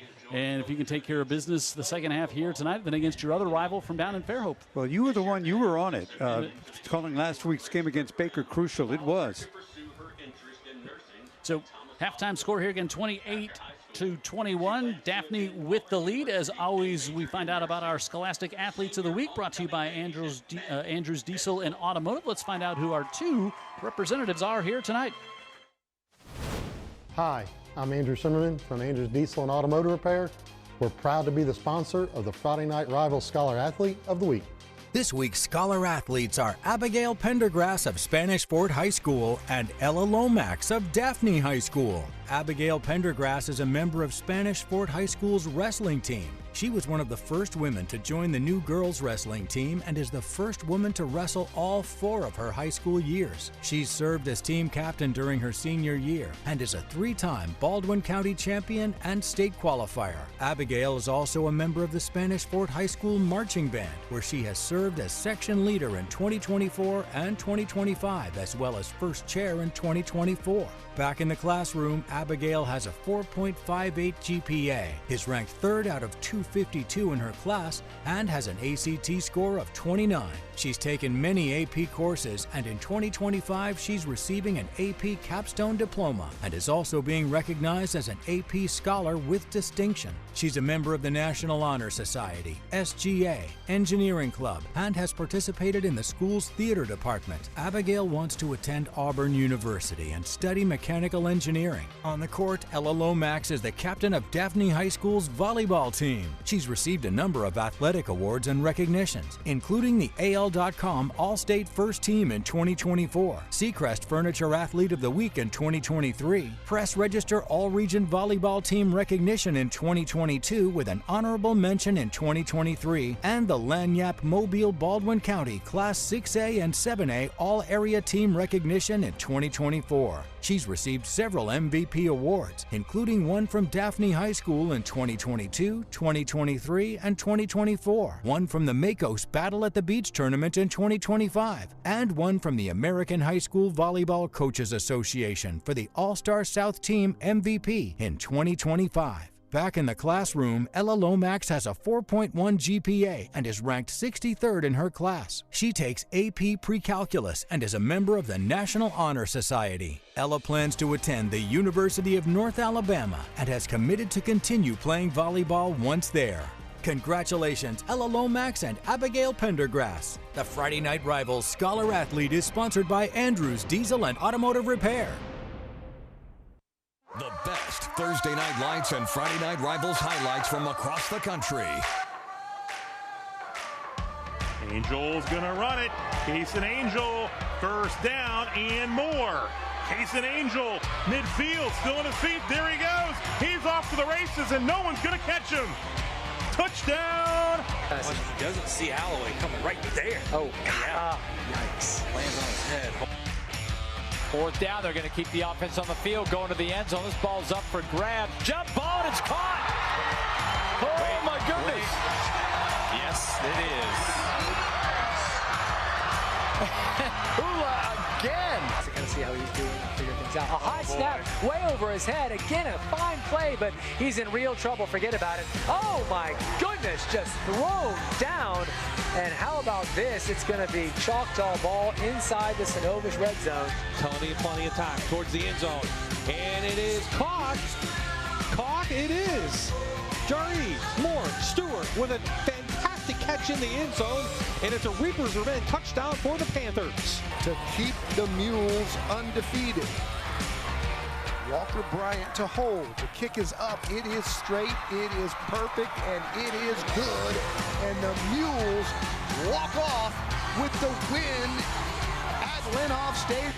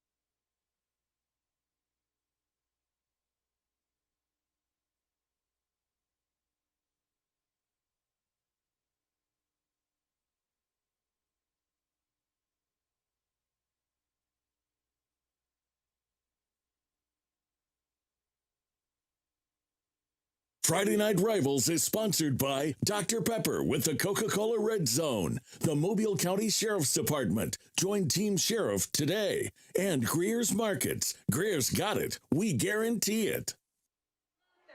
We have a missing item for you in the press. Halftime score, Jim Cox and Dan Brennan on what is a surprising rainy night here in Daphne, 28-21. Daphne with the lead, as Kenny King told us his team needed to kind of collect themselves after the early start here, as it was on the ground for the Spanish Fort Toros. Juju Bonner, and then on the keeper, Aiden Schamberger, our first score of the night, and a two-play 40-second drive, and then Watch Schamberger here on the right side. He goes 69 yards. Dan and I thought he got in, and then also could have been a horse collar at the end of this one, it looked like. But we thought he got in. Well, that was a horse collar. You're right. But instead it's Bonner. They give it to him, and Bonner's got his first of 2 touchdowns in the first half. So it's 14-0, and then Daphne starts coming back. They get it to Scoot Miles, which is always a good response. Yes. Get the ball in his hands. And then Butchka with his first touchdown of the season. Big play here. And then Daphne able to knock the ball loose from Traylon Thomas and recover. And C.J. Gardner has his 6th touchdown of the night and the 2nd touchdown pass from Seeger. And that evened it up at 14 apiece. But here comes Juju Bonner and the Toros back. Bonner on the right side. And now he'll keep it in a little wildcat here, and he's in 21-14. And Daphne gets a big return here from Jaden Lee, who takes this one 52 yards all the way up to the 40-yard line. So great field position. And then again, Scoot Miles on the right side is able to get in 21-21. Daphne with a stop with not much time left in the first half, and a big 3rd down conversion by Seeger there. And then sets up the screen. Isaac Johnson, his first touchdown reception of the night, and a big first half from the former Toro Christian Seeger at quarterback, who's 15 of 20 for 199 yards and 2 touchdowns in the first half. And you look at those halftime stats, 230 yards of total offense, 217. But Spanish Forts have come in a couple big chunks. Well, Daphne has done a little more moving the ball down the field methodically. But after that 14-0 start, Kenny King said, it's such a big game. We just had to tell our guys to calm down. He said they're a little overamped to come out and start the game. Yeah, it was very similar to the Baker game when they came out and moved the ball against Baker out in West Mobile, but they weren't able to get it in the end zone. In fact, they were scoreless at the half at Baker. So whatever ailed them, they got rid of that quicker here tonight. Now with 28 points at the break. So Daphne got their offensive, at least their red zone woes figured out. Yeah, and they, we talked about the 2 times in the last 3 years they've had leads at the half in this game, and then have really, they talking about Spanish Forts. Daphne had the lead in both of these games a couple of years ago, and then got shut out in the second half and lost to Spanish Fort. Oh, that's right. And that's so, right. I'm sure that's on the mind of Kenny King and his team to keep the foot on the gas here. Memories of a rivalry like this easily stirred. Yeah, Daphne was up 15-0. That's right. In 2022, lost 18-15. They were up 27-7 at the half in 2023 and lost 35-27. Kenny's like, how do we beat them? Yeah, it's 4 in a row for the Toros over the Trojans. Stay tuned after the game for our school bus stop of the game. We have a contender there that stopped by Daphne late in the first half. True. They got the ball back. That's right. We didn't see a lot of stops there in the first half. And of course, want to remind you, always stop for a school bus when the stop arm is out and the red lights are flashing. And so Spanish Fort will get it to start the 3rd quarter. But Coach Victory checking in from Davidson from the Hall of Fame game tonight. I believe it's his Hall of Fame induction. I believe it is. He's watching the game. Yep, he is. And how about the homecoming court standing out there in the rain, because you got spared from the rain for the most part. Yeah, and that then was fine. It started coming down more, and now it seems to have stopped again. Yep. Little joke on homecoming. Yes. So Norman will. How about those dance team coaches? They were enthusiastic. Great stories to tell. Yes. This one all the way back inside the 10, and really nowhere to go there for Thomas. And he'll get maybe out to the 20.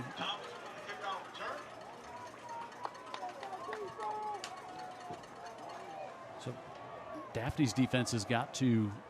I think they got to find a way to, they didn't get much pressure on Seeger in the first half. When they did, he was able to elude it like he did late in the first half, and is able to scramble ahead for about 12 yards.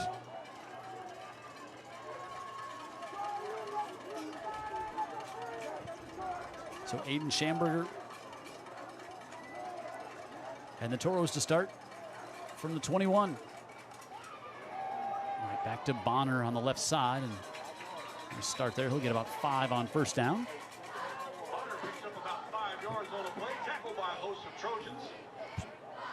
Bonner with those 2 touchdowns in the first half, and now go a little hurry up here. And they'll put 4 receivers up to the top of the screen and open things up. Design keeper for Schamberger, and he gets maybe a couple as he got brought down. I think Malik Franklin was the first one in there. Willis was there as well. You thought they were receivers. They were decoys trying to quick the little quarterback draw, and if you think that play doesn't work, you don't remember the first half when he went about 42 yards for a touchdown. 3rd and 4.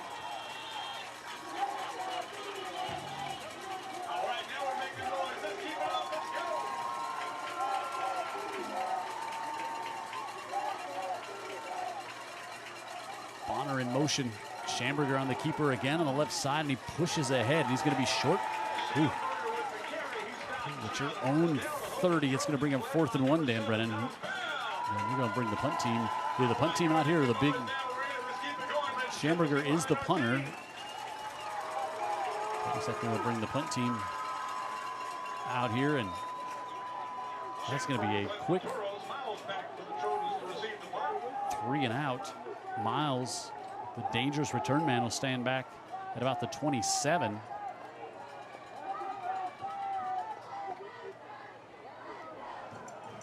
They drop back into the traditional punt formation. Play clock down to 2. And Schamberger, who's a really good punter, pushes this one to the 30. So 40-yard punt for Schamberger, and Daphne's defense comes out and gets a quick 3 and out to start things here in the 3rd quarter. Not a 53-yard punt by Schamberger. Takes the Toros bounce. Got it.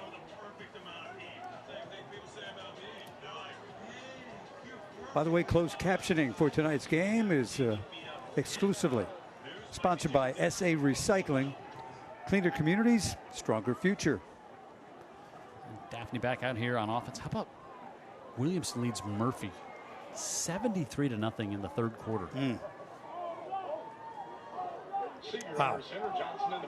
We've done some Williamson Murphy games back in the day. Never one that looked like that. No. Of course, we've done all the games. We've got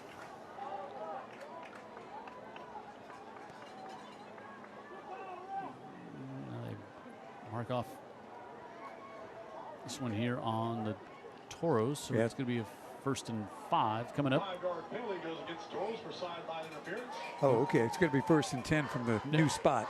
Yep. Okay. So sideline interference, the call. So up to their own 35. Christian Seeger and the Trojans back out here. Give this one off to Johnson, and Johnson will pick up 4 on first down. Bryant leads Citronelle 12-7. 15-6 in the 3rd quarter up in Bruton tonight. UMS and TR Miller. Orange Beach leads Robertsdale 15-7. Update on that Theodore and Fairhope game. But we'll check. Pick on that one. A little high toss here to the near side. He goes off to Williams, but he's out of bounds. Williams is incomplete. It's going to bring up a 2nd down and 6 for the Trojans.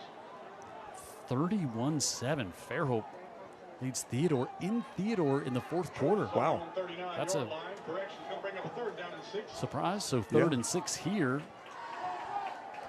for the Trojans. We were talking about Williamson. We have got a big one in a couple of weeks. We do. At Viger, Williamson at Viger, 2 of the top teams. And 5A. 5A, yeah. At Viger. Miles goes in motion.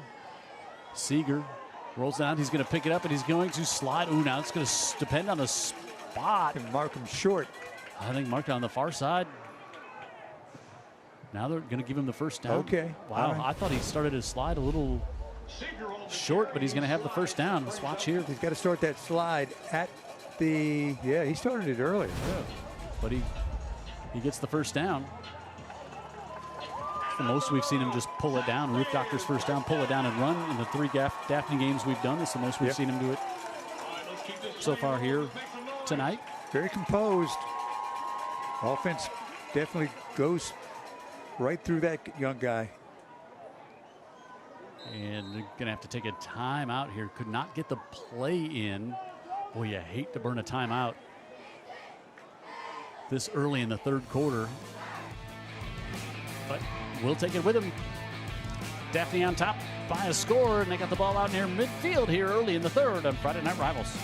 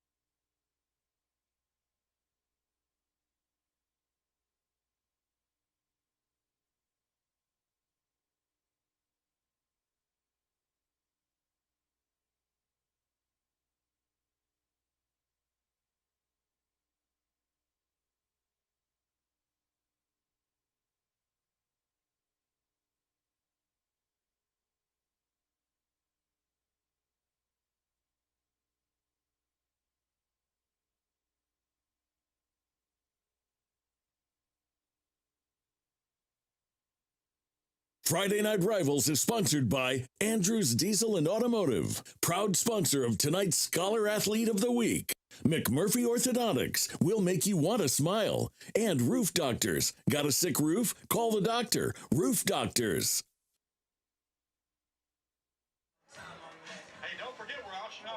Jim Cox, Dan Brennan, Friday Night Rivals here in Daphne tonight. And it's non-region matchup, which a lot of teams are playing non-region games here this week. Yeah, but it's not a non-animosity matchup. No, it is a heated rivalry, to be sure. These players literally, Jim, they have known each other and competed against each other for so many years. Yep. Young athletes, they know the others. 1st and 10, they give it back off to Johnson, and Johnson, like you were saying there, Dan, he's instead of trying to make a few more moves to try to get the outside, just cuts it up and ends up getting 5 yards on 1st down. You'll take that. He knows what he's capable of. Yeah. And he's been a solid contributor tonight, Jim. Yep. Had that big touchdown on the middle screen. Yep. And Daphne with 5 there on 1st down, make it a 2nd and 5, and they'll bring Jameer Alcius in to replace Johnson, and we'll get a pre-snap penalty against the Trojans, and they'll make it 2nd and 10. And Seeker thought they got the snap off before there was any motion, but let's say penalties now. You've got 4 for 30 yards for Daphne. Spanish Fort's got 6 flags and 35 yards.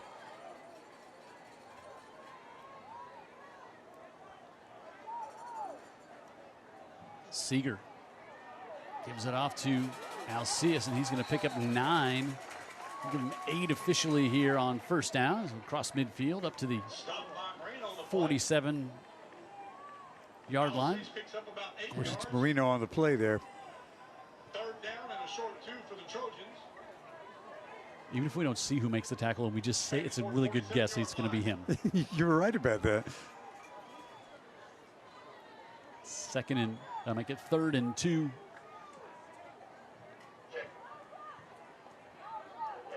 Here for Seeger and the Trojans, looking to go 5 and 1. Quick out, and he short hops that one to LeBraylon Williams. So now it's going to be 4th down. Jimmy got pressure, unexpected pressure on a quick throw like that. You think you'll have the time. Yeah, Rivera came. Yeah, Rivera made the play. Yep, from his right side. And I guess you're going to punt it away here. Well, let's see. They don't send the punt team out on 4th and 2. Now he quick kicked before and he takes a snap back and he's going to quick kick it again. This one an end over end kick, and if they can hustle and be able to down it, they're going to get great field position, but it goes into the end zone. And Williams couldn't catch it up. So they'll get 27 net on the punt. You could see, you could almost see the quick kick was coming when you got the little shot there of Seeger, and he was upset. Like, you could tell, like he didn't. You would expect to be coming off the field, but they keep him on for the quick. Yeah, he kind of gave it away.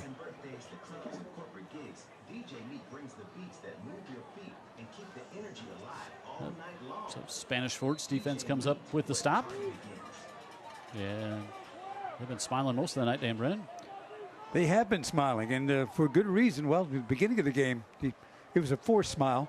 And, of course, the Smile Cam is sponsored by McMurphy Orthodontics. Will make you want to smile. Incomplete. That's 4 plays that haven't done much here to start the second half for. Kind of surprising. For the Toros. They really haven't done anything since midway in the second quarter. Yeah. Got the ball back with 3:37 in the second quarter, and then ended up having to punt it back to Daphne, and Daphne got the score to go on top by a touchdown. And that's where we're at here with 5 minutes gone by in the third. Bonner in motion, look to set up a little middle screen. They get it off to Tate, and Tate slips one tackle, and Tate tries to spin free. And he's going to be wrapped up and brought down on the play. Dominic Pham, senior, able to make the tackle. He's made a ton of tackles in his Daphne career. Yeah, he has. He's right over center usually is where you find Pham. He hustles back. Look at that good play by Pham. He was among those at the quarterback's grill. Turned and made the play. Good hustle. Jaden Lee there to help out as well. And 3rd and 3 for the Toros.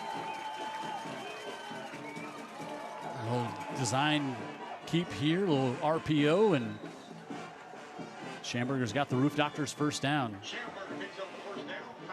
They did not need to punt again right there. That was a good conversion for the Toros. I agree. They've got to get this ground game going again. It looked unstoppable the first couple of drives.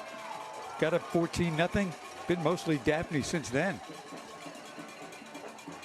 Schamberger on the outside into the hands of Tate, and he's going to have another Roof Doctors first down as he's pushed out of bounds at about the 47-yard line. Pick up about 13.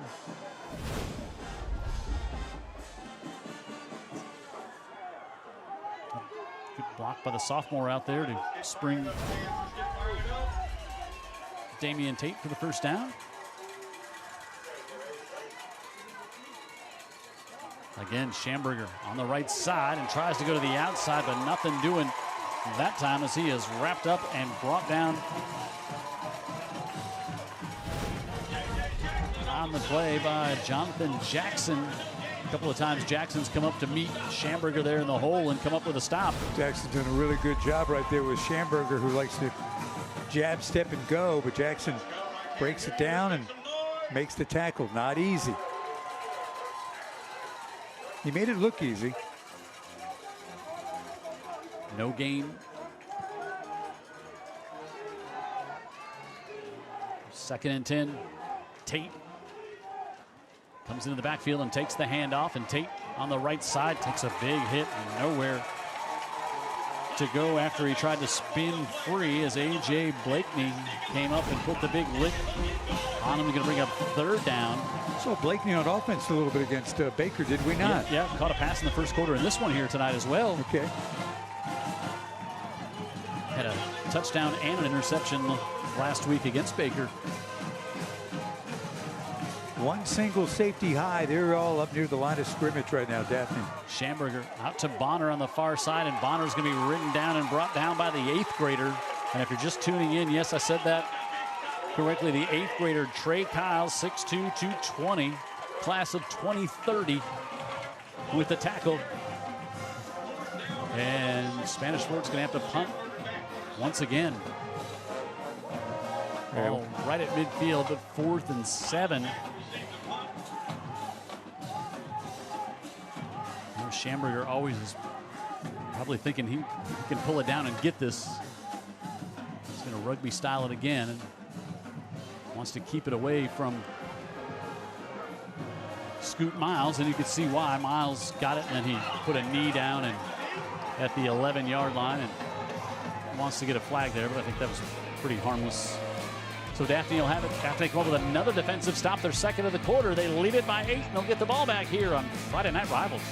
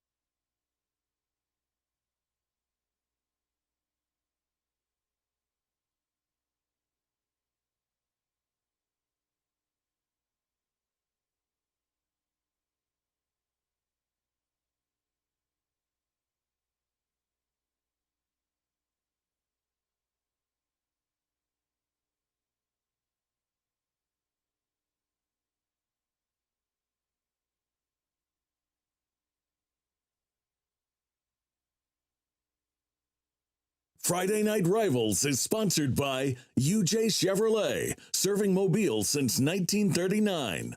ArcelorMittal Calvert. Apply now at ArcelorMittalCalvertJobs.com. And the United States Coast Guard. Protect, defend, save. Online at GoCoastGuard.com.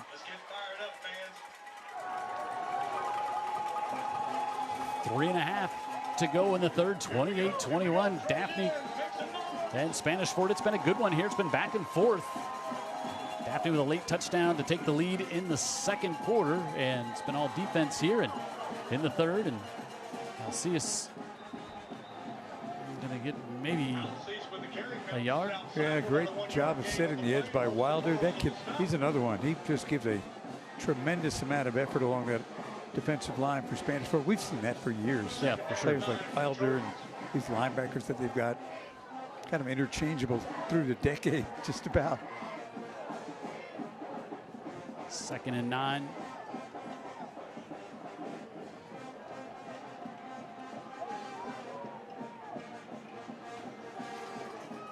Seeger out of the backfield, able to get that one off to Scoot Mile. Oh, it's hard to make it Alcice, and it's going to pick up about 7. It's going to be a 3rd and short. Pretty much extension of the run game right there to a running back. You know, you want to burn a little clock here too if you're Daphne, and it's hard to do when you're a throwing team. You got to be very efficient.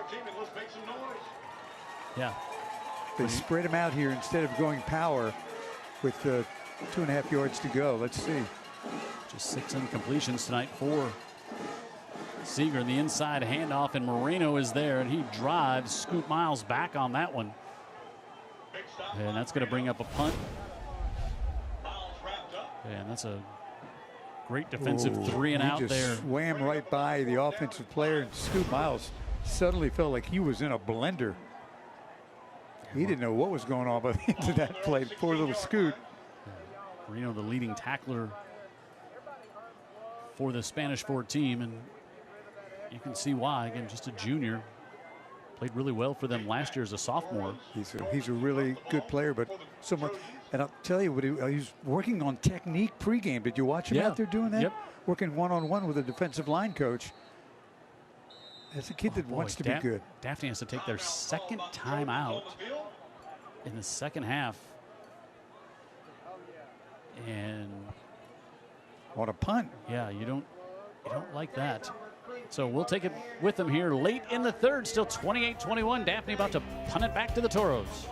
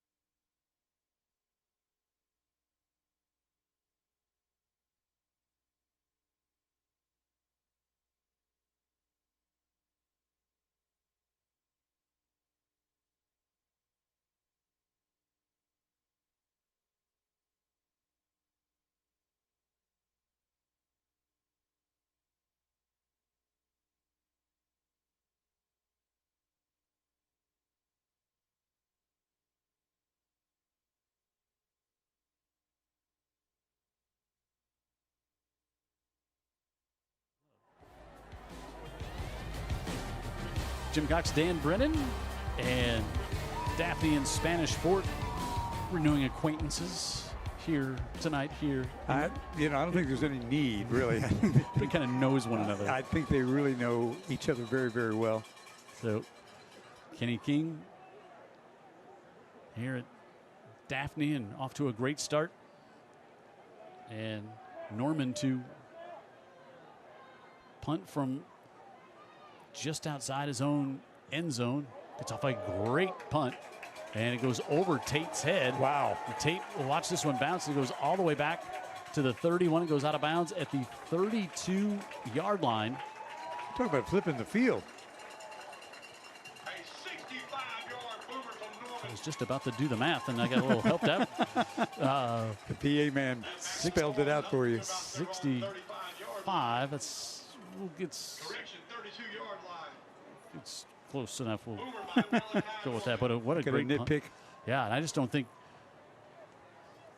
Tate expected to go over his head. No. And it was a great kick. Maybe that's what the timeout was for. Malachi, Yeah. we really need you to boom one here. It's time for that great kick, please.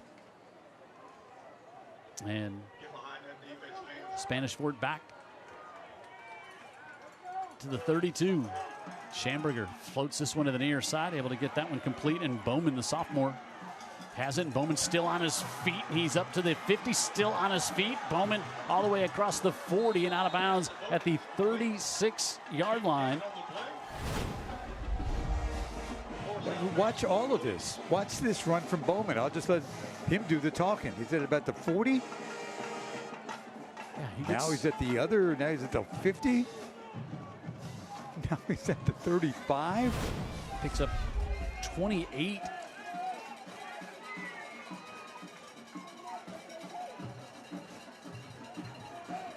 Near side, they get it to Bonner, and Bonner's met at the 35 and nowhere to go.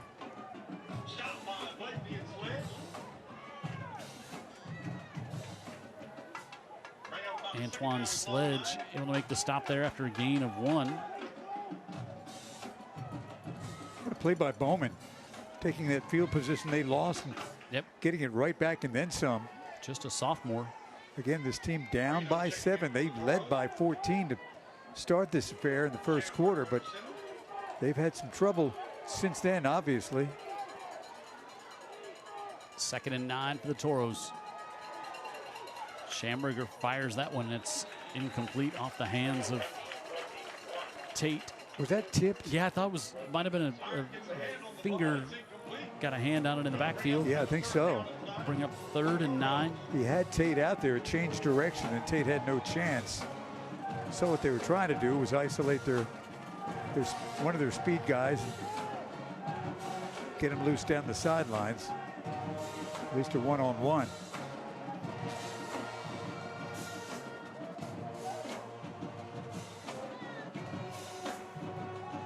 Schamberger to roll out to his left.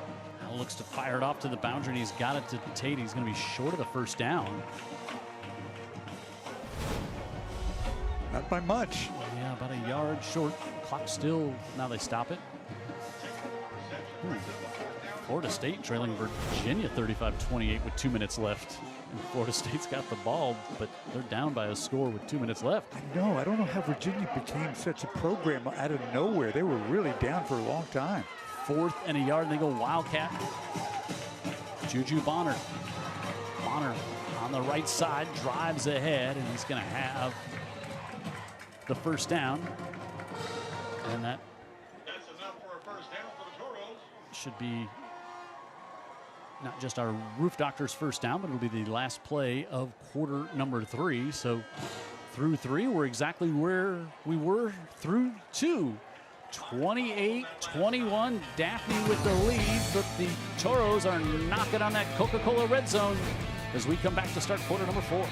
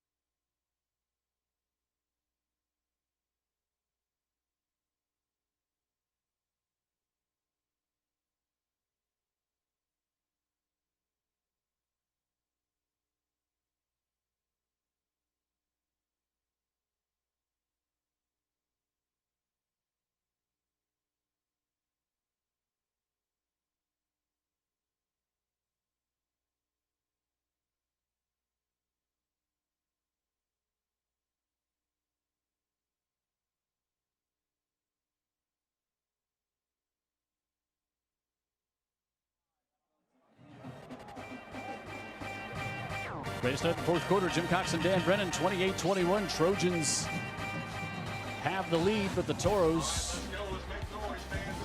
have it here at the 25. After that fourth down conversion, Schamberger with pressure coming. He's hit, tries to spin free, but he's being wrapped up and brought down. Could not get away from Malik Franklin, who's got his 5th sack of the season. Schamberger did a good job to hold on to the football on that one. This is the Daphne defense we're used to seeing right here. Boy, look at Franklin. That was, you can't do that on an avenue. Yeah, 15, 5-yard loss, so 2nd and 15.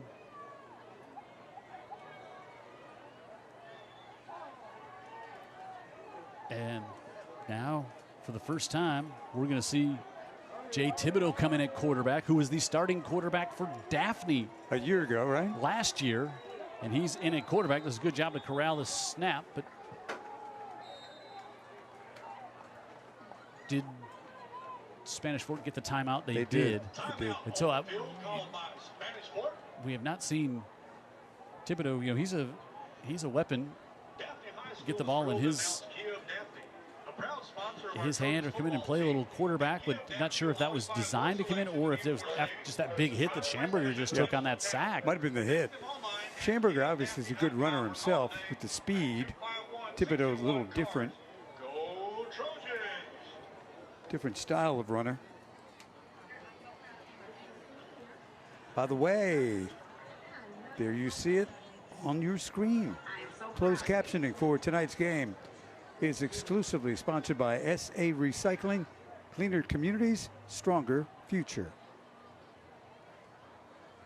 Williamson leads 93-0. What?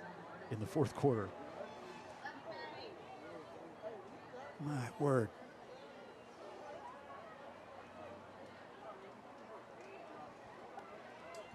Got to be a way you can prevent that.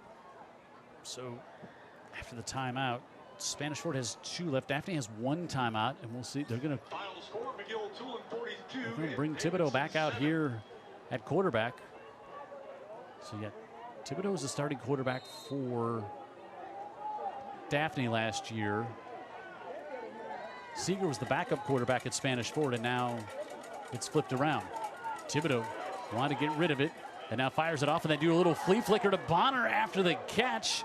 And Bonner almost lost the football at the end of that one. Then they tried to push it out at the end of the play as well. Watch it now.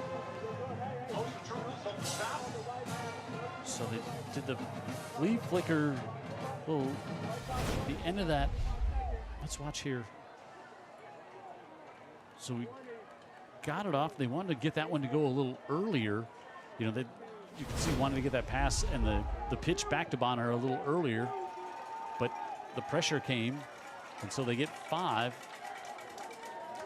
The receiver was posted like a postman in basketball, ready to distribute the ball. So it's 3rd and 5, and Schamberger back in. Schamberger goes outside to Tate, and he's knocked out of bounds. And 4th down coming up. And Ty Williams is going to have to come out for a play. He lost his helmet on that play, starting left guard for Spanish Fort. They've got about 9 to go here. Yeah, they had 9 to get the first down.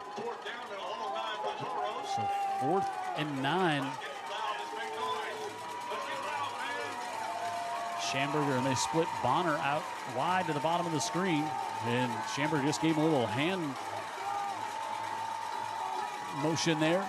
Schamberger looking to go up top, fires it off, and it's tipped and intercepted.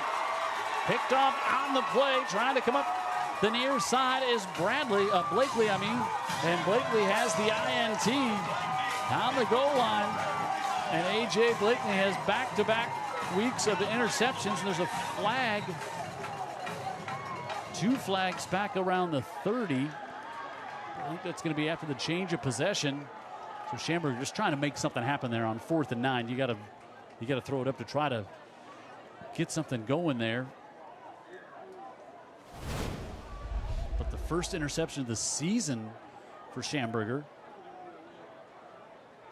Watch here. tipped it to himself. Yep. As Blakeney, as I said, he had the interception last week. He was just reading Schamberger's eyes the whole time on that one. Very nicely done. Yeah, had the safety coming over to help underneath as well. And here's where we got the flags, definitely after the change of possession. Might have been a block in the back, Jim, on Daphne. Yeah, it's not on the yeah, you don't think it's the hit at the end of the play where the flags, because the flags are out from the hash mark to the numbers, you know, not right on the sideline. Saw some activity on the replay. Bodies flying around trying to provide more blocking, and really didn't have the angle to do it. We have a personal foul, blindside block. There you go. Against the defense. Against the defense. We're going to walk off 15.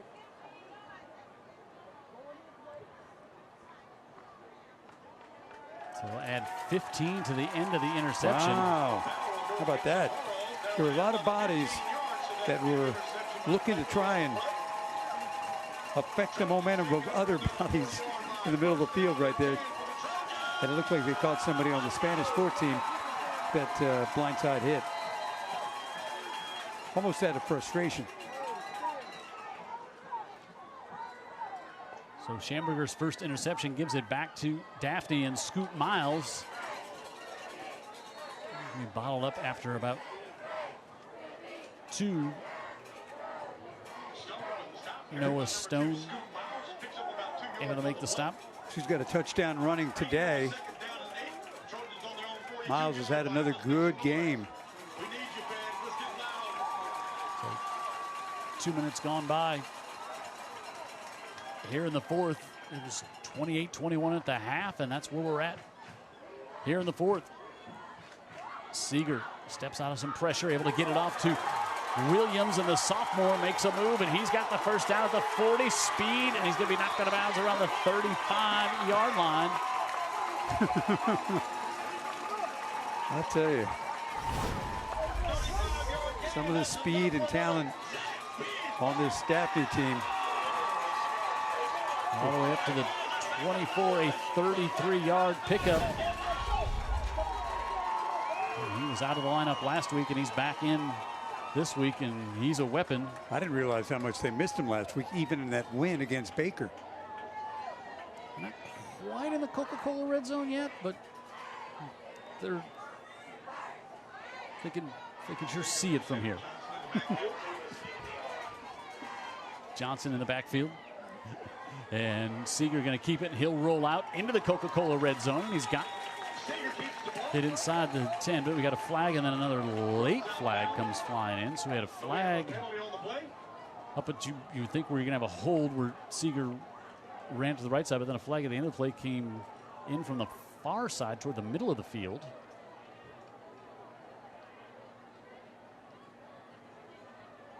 Seeger stepped out of bounds at the 14. Yeah, I think it might have been a personal foul in the middle of the field, maybe.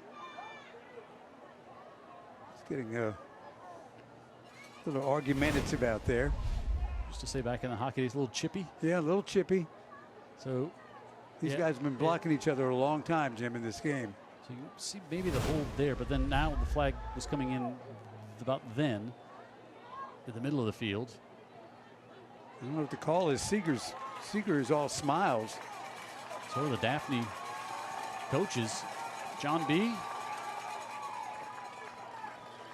And he's going to trot over to explain it to Chase Smith, who's probably not going to like what he hears on this one.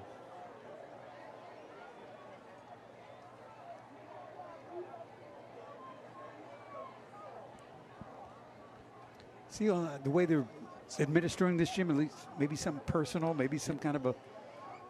Maybe you're adding up how many times somebody's had. Yeah, maybe an eject. I was just wondering if they kind of saw the little thumb heave-ho look, but I'm not sure. But I think Chase is having a chance to plead his case about some things that have happened previously to lead up to this. Pointing all the way down the other end of the field.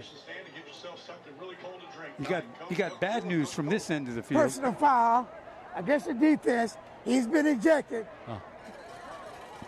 That personal foul goes against the Toros. That's going to be walked off about half the distance. Didn't see. It was away from the play. Yeah, it was maybe even after the play, but to know who it was and why the ejection, that was not explained. So, okay, but so you had the flag over here, and then the other flag was 25 yards across the field. Yeah. So maybe he just saw it at the end of it and is confirming it because there's only one penalty. So first and goal, they get it to Scoot Miles, and Miles, oh boy, that looked like maybe that ankle that he was favoring last week because he just went down before the contact. Yep. And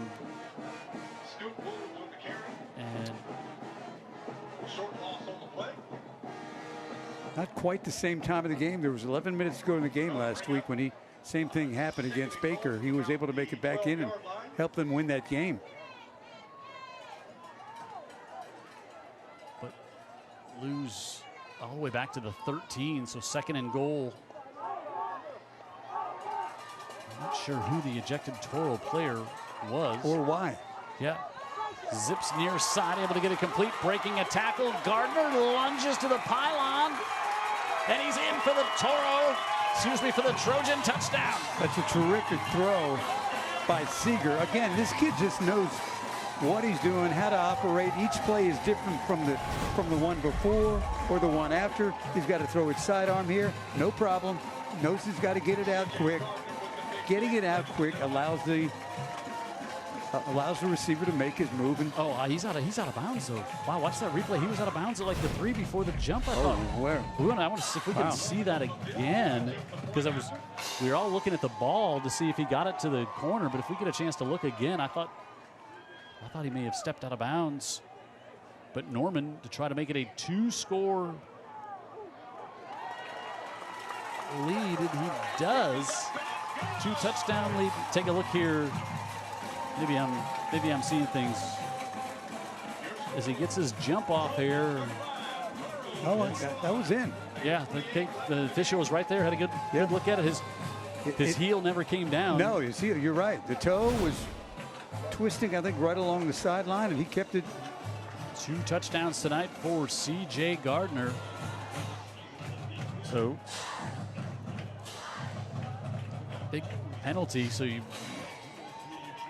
lose one of your defenders, and then you also move them into that first and goal, and they are able to convert. So they were smiling. Daphne definitely smiling. I can tell you the Friday Night Rivals Smile Cam is sponsored by McMurphy Orthodontics. We'll make you want to smile. Daphne's an interesting team. They have trouble running the ball. And so at times their offense sputters. And often down around the goal line, it's tough sledding, but you look up, they had 32 last week, they've got 35 tonight against good teams. Trouble on the kickoff again with Thomas, and now Spanish Fort finds themselves down by 2 scores, and we got an injury, pretty serious injury, I think, right now. We have an injury on the play. Might be Norman, the kicker. Won't speculate. We'll come back and see if we can find out more after this.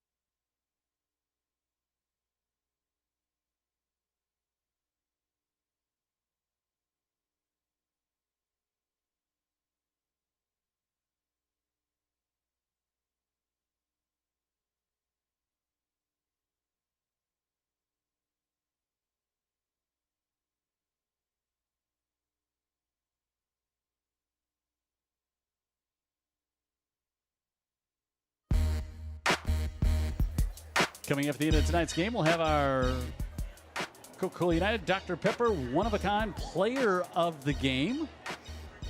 We have an inkling right now, but a lot could change between now and the end of this one, especially this rivalry here and how they've had crazy finishes in these games. So that was Carson Lacey. That name sounds familiar. Yeah, that is KJ's brother, of course, who great quarterback at Saraland. That's his brother, and he was able to get up and walk off under his own power. And Kenny King having a powwow with the officials 8:26 left in the out game. there. Trojans 35, Toros 21. So with 8.5 to go, and Kenny's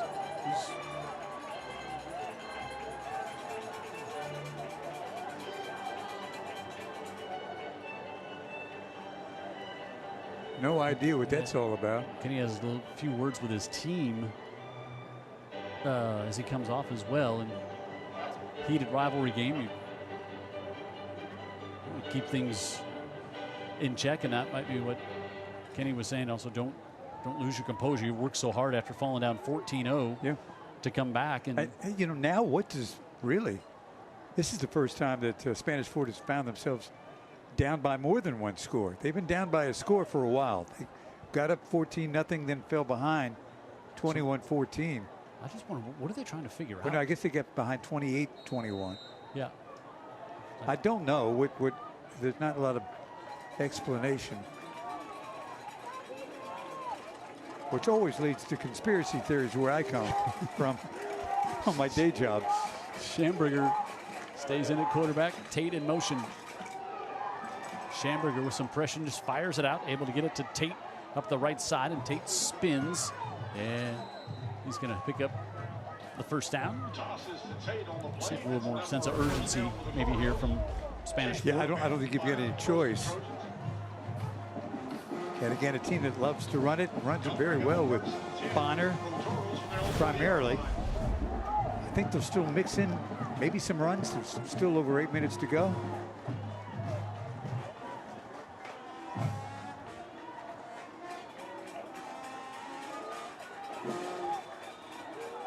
Schamberger gives it off to Bonner, and Bonner on the left side trying to bounce it to the edge, drops a shoulder, and brought down about the 47-yard line. Good work there by Antoine Sledge.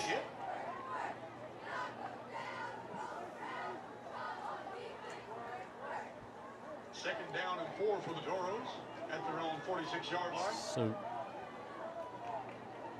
give Bonner 6 on that one.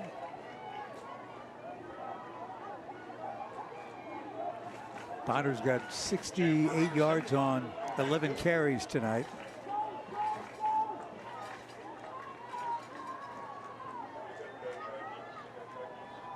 Schamberger over the middle, able to get it off to Tate. Does a good job to hold on to that one. Ooh.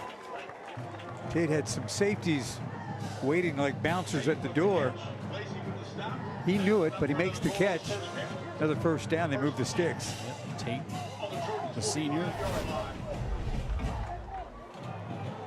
Again here. Good throw, but it's throwing right into traffic. Tate knows it. 3 of them, and that was Lacey in there to make the tackle, who got banged up on specialty, but came back in. Now Daphne with some pressure, and Schamberger is just bowled over. Malik Franklin, his second tonight. Schamberger never saw him. Schamberger lost his helmet on that one as well, and Franklin ball. Schamberger held on to it. You know, he untouched on the way through. He really never hit him with his helmet. He hit him legally, but man, was that violent. Untouched off the edge. What happened there, Jim? 6'6", 250. My word. And Schamberger just a sitting duck. And Schamberger goes out as Thibodeau in at quarterback, and he rolls out to his right and fires it off, and it's tipped. Tight end Cook thought it was coming for him, and I think Thibodeau might have been trying to get it to Tate right at the sidelines over the head of Thibodeau. So it'll bring up 3rd 19.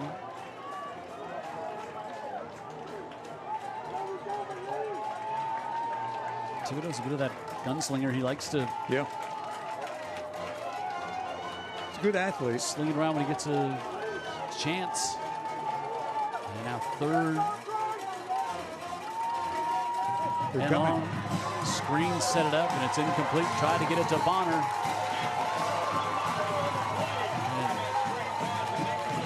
Michael Meyer in there, and now Schamberger will come back into punt, so that's a good sign to the Toros that Schamberger's able to get back out there after that ferocious sack. And he'll try to keep it away from Scoot Miles back around his own 20. Can we have a stop of the game award?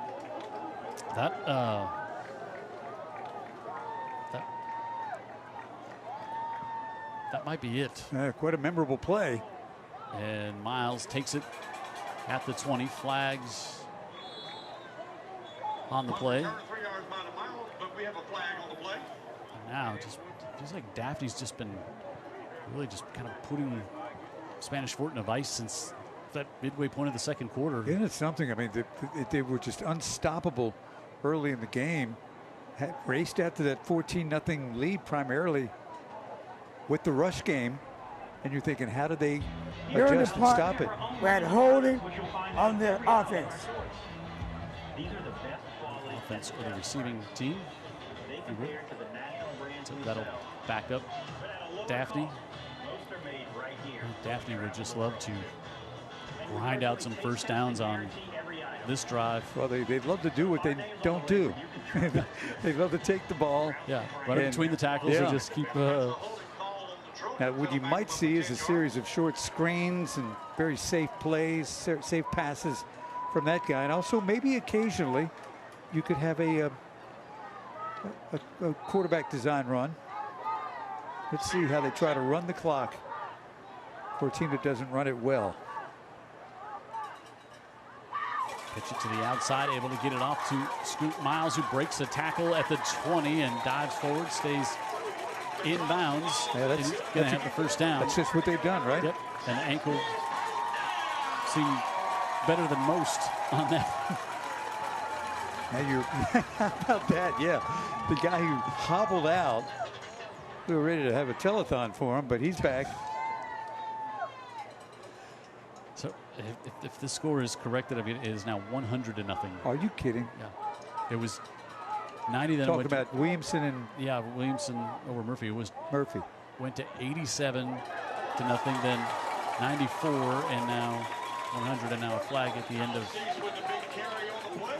this one. Well, they're getting some run yards now. Just shy of the first down. And we have a flag on the play. Probably going to be a hold against. Holding on the offense. That holding call will go against the Trojans.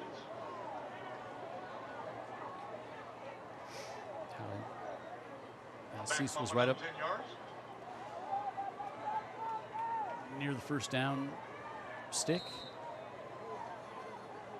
So the hold's going to be whistled right at the first down marker. And so it's 1st and 10 all over again? It's supposed to be 1st and 10, and all that did was take some more time off the clock. They can run another running play. That's what they'll do. Now Cease this time will get forced out of bounds. Good job by Logan McDowell to force him out by the Toros. To stop the clock there. Yep. That's not what Alcea wanted to do, but gaining only 1. Yeah, he didn't get much, and also, as you said, stopped. Stop that clock. Yep. Don't want to do that. Next week we're across the bay. St. Paul's. Look at Seeger, 4 touchdowns through the air tonight. Over 250 yards passing. Now he wants to take a shot. Looking to hang this one up for Gardner, and he drops it to him, and Gardner makes a move at the 35. Gardner's still on his feet. Gardner's got 3 touchdowns tonight. Seeger's got 5, and Daphne is rolling.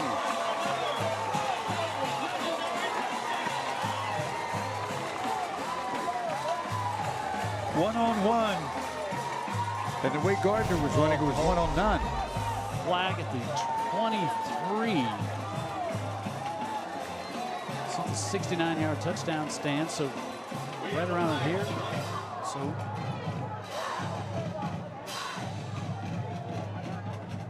let's look here. It's going to be kind of toward the right side of your screen at about the 25-yard line. So he's going to make the move here. I don't see anybody around.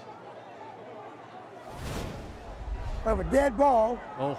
Unsportsmanlike conduct against the offense.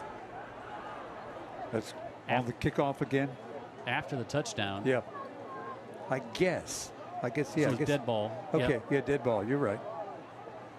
So a little celebrating. You can back them up if you're try to back them up to make the. We have a penalty after the play. That touchdown will be good. Try to make the extra point, but you're like that. We're going to need better field position because we're going to need a shorter field more than we need to try to stop them from the. To make it a longer PAT attempt. And this is.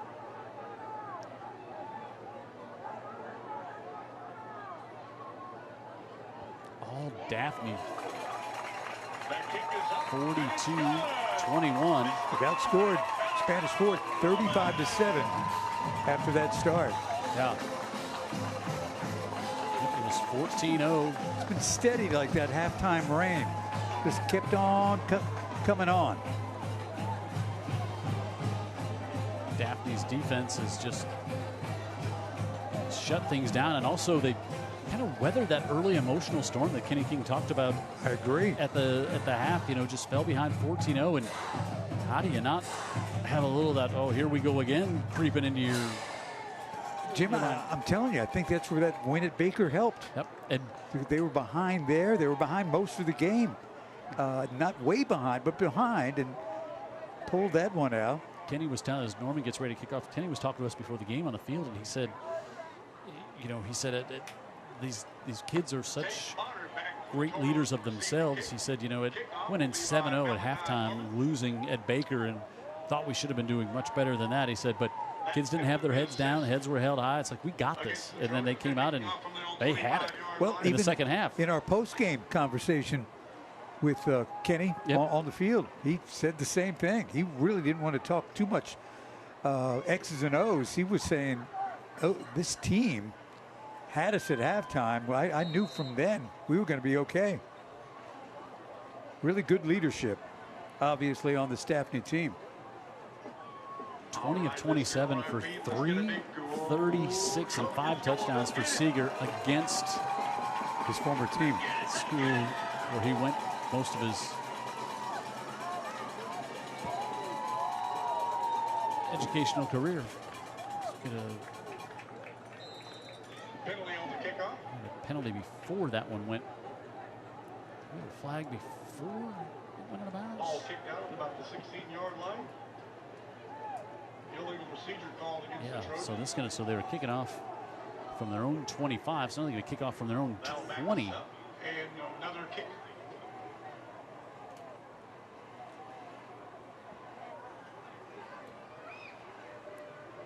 Angela Kennedy watching at the beach.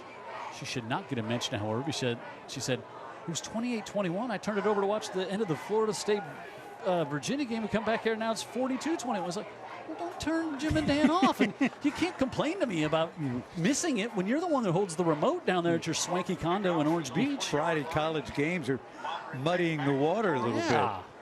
Yeah. Oh, I'm sorry. You missed some of the action at your, How'd that one turn out, by the way? Yeah, I've been preoccupied. I haven't got any other text messages we can probably find out here. On your feet, fans. Let's make some noise. So picking off from the 20, Norman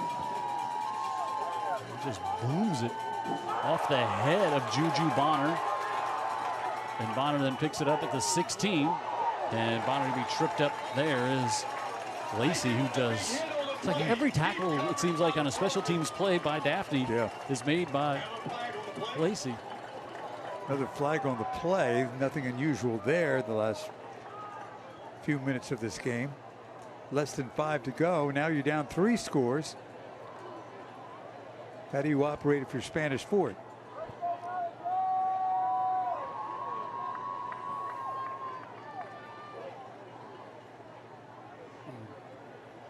Blindside.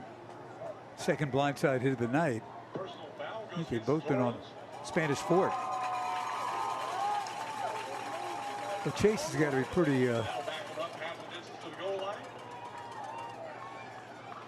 don't know, maybe just a little confused on the Spanish Fort sideline. Like, what in the world am I watching? In charge, playing well, running the ball, which is, you know, the essential thing that most people think you need to do to win a football game. And suddenly, a lot of all this dries up. All right, so all the way back down deep. Schamberger in at quarterback, and Willie McCovery, the sophomore, will get his first touch of the night.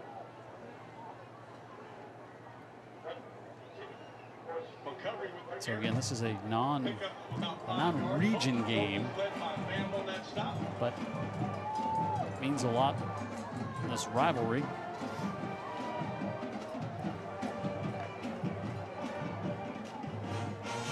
And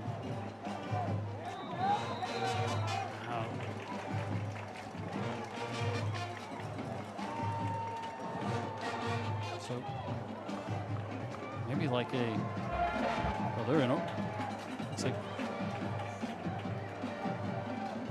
Florida State, and it looks like they've gone to overtime now. Okay. Maybe Virginia just maybe just won in overtime, maybe. Really.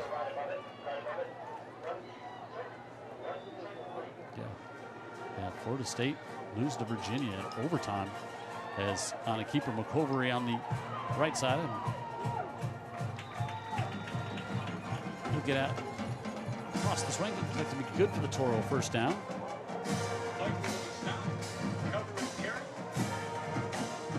46-38 Virginia at home over FSU. How about that? Double overtime. First and 10 for the Toros at their own 20-yard line. Confirmed by Angela Kennedy, who's watching most of that game and missed most of this. So she's still not out of the viewership doghouse on this one. So first down up near the 20. Schamberger zings it up the far side, and Damian Tate going to get that one complete. Hold on to it for about 9.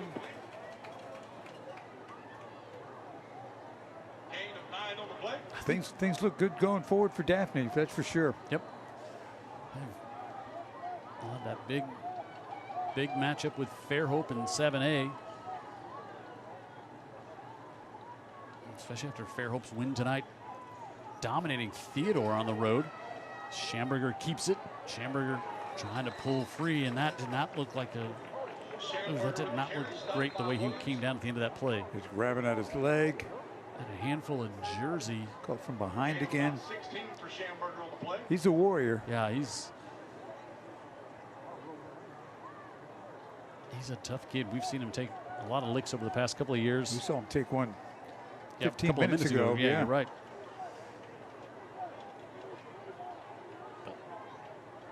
But it's always dangerous when there's just a handful of Jersey pulling on you as well. No maliciousness by the grabbing of the jersey, but it can result in some catastrophic injuries. Now that one did not look as, you know, he went down. It didn't seem like he was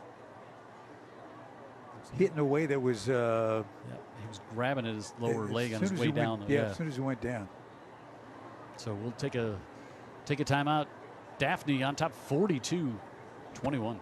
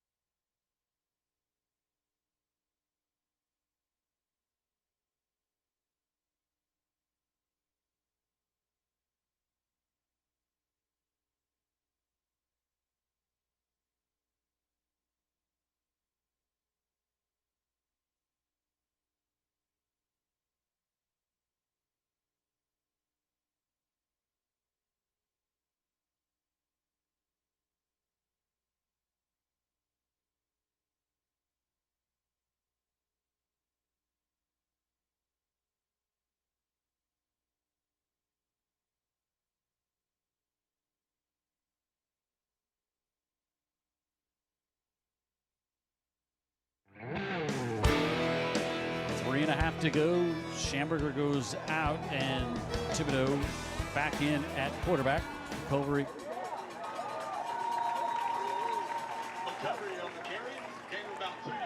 Gets a couple. That is the final score. Williamson 100, Murphy nothing. I don't know what to say about that. Sad. All right, ladies and gentlemen, third down and a long 8. Let's make some noise. So 3rd and 8 inside 3 minutes to go.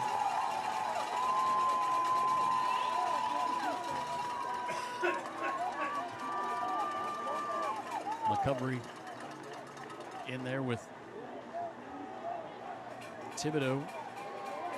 Clock running, and clock ran out. So delay a game. We have a penalty on the field. It's delay a game, goes against the Toros. This is going to be a great feeling win for Kenny King and his Trojan team. They earned it. Yep.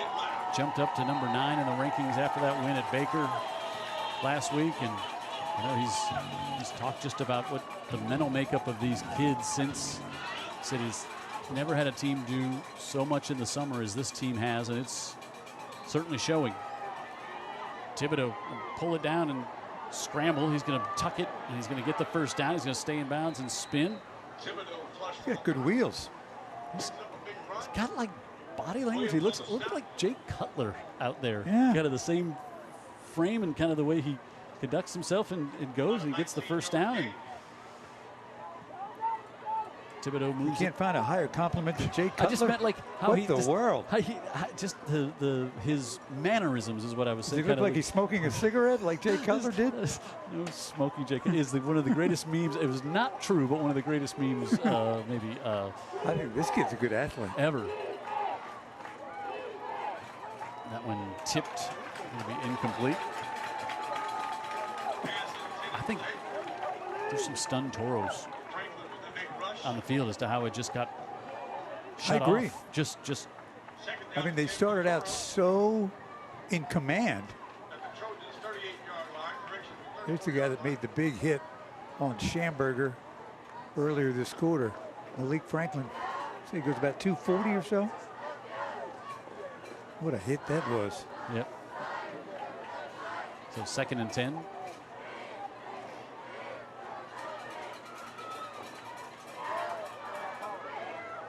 Thibodeau on the inside give. McCovery. And McCovery going to take it up, and he's got the touchdown for the Toros. 33 yards.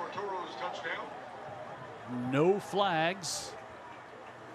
Had to be a little cautious before making final determinations if there is not a flag on the field here tonight, but there was none. So first touchdown here in the second half. McCovery,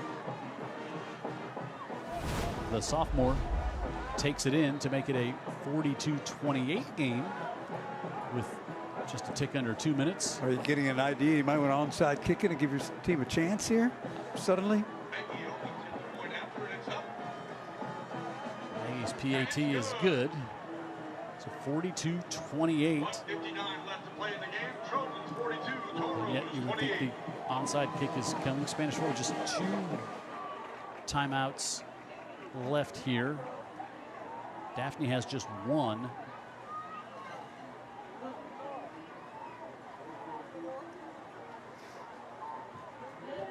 And we saw Daphne execute, we saw Spanish Fort execute a perfect onside kick against Theodore to open the game. No one was expecting it. That's right. And that was a Ryder Cup putt. Yeah, Maggie had to, it was actually Sink who kicked it off, and now they're going to bring Maggie out to kick this one off.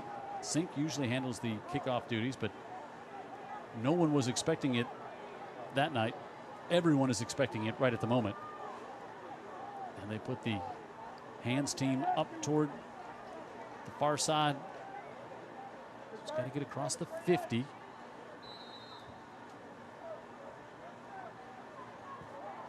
Maggie A bounce that doesn't get across the 45. You gotta give your team a shot, though. Yeah. Kicked it out of bounds. Now it's a matter of just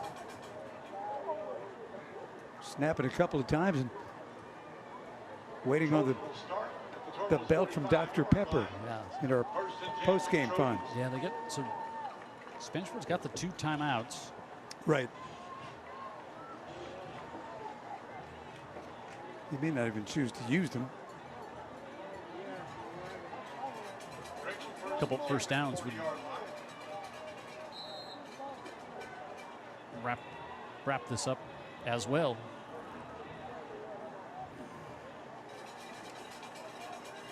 Low snap. Seeger able to give it off to Johnson. Johnson with the carry, stopped by a host of Toros on the play. And the Toros do not. Now they will Gain of about 1 yard. use a timeout.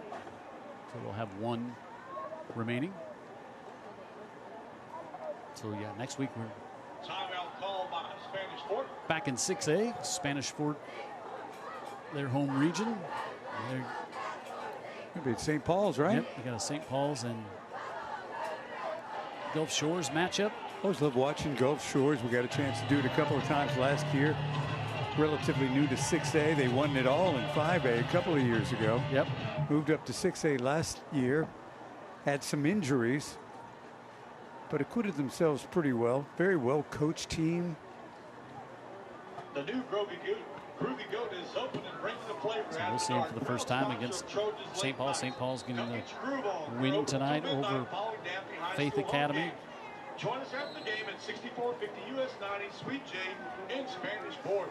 Groovy Goat. 2nd and 9 here with 1 timeout remaining for the Toros. Johnson right up the middle. Johnson, a nice little stutter step, and he's going to get the first down up to the 26-yard line. And that will officially do it for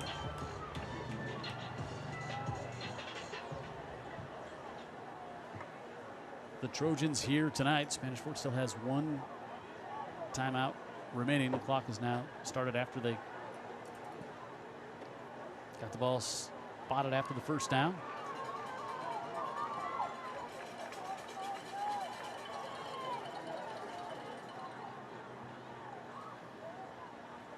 Right back off, 2 hands on the ball for Johnson.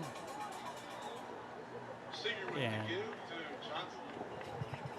Chase Smith is going to suffer his first loss to Daphne, go to 3-1 in his career, and will not take his final timeout. And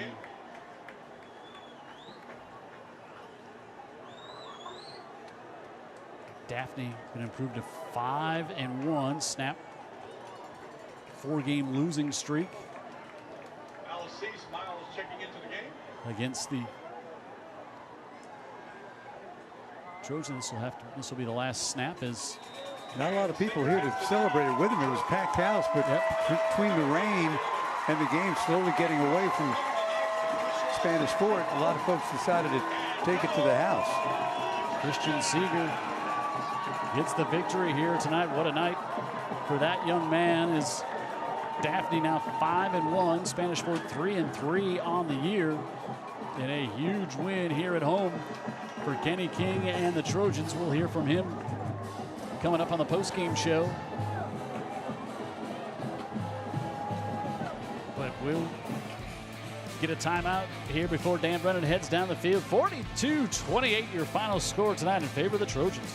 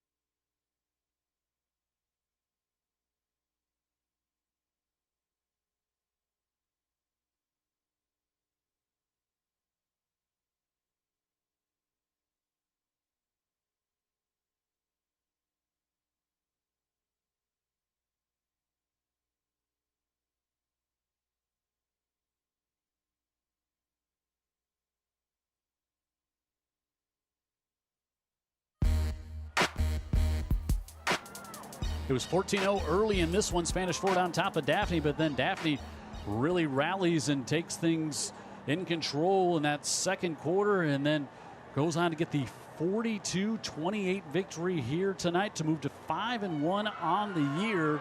And the victory over their rivals, and it's time for our Dr. Pepper one-of-a-kind player of the game, and it is quarterback Christian Seeger. What a night here tonight. He ends up 20 of 27, 336 yards, 5 touchdowns on the night. His longest was 71. He threw 3 of them to C.J. Gardner, and this one was to Isaac Johnson. That was the touchdown late in the second half, but Christian Seeger looking up to C.J. Gardner here, and Gardner, that his third, and that was the long one. That was 71 yards, and Seeger, the former Toro, torches his former team for 5 touchdowns and 336 yards. What a win here tonight for Daphne on homecoming. They beat their rival to the north, Spanish Fort, 42-28. Daphne puts up 407 yards of total offense tonight. And their defense gave up just 1 score in the second half, and a big part of that was defensive stops that they were able to get, including the school bus stop of the game. And it came in the fourth quarter, and it came from the edge. Malik Franklin with a big hit, sacked Aiden Schamberger, and Franklin with the hit, and that kind of officially sealed things off. And of course, want to remind you, always stop for a school bus when the stop arm is out and the red lights are flashing. So Daphne with the big win at home here tonight, 42-28 over Spanish Fort. So wait for Dan Brennan to make his way down there with Kenny King. And next week we are back in Mobile. St. Paul's hosting Gulf Shores.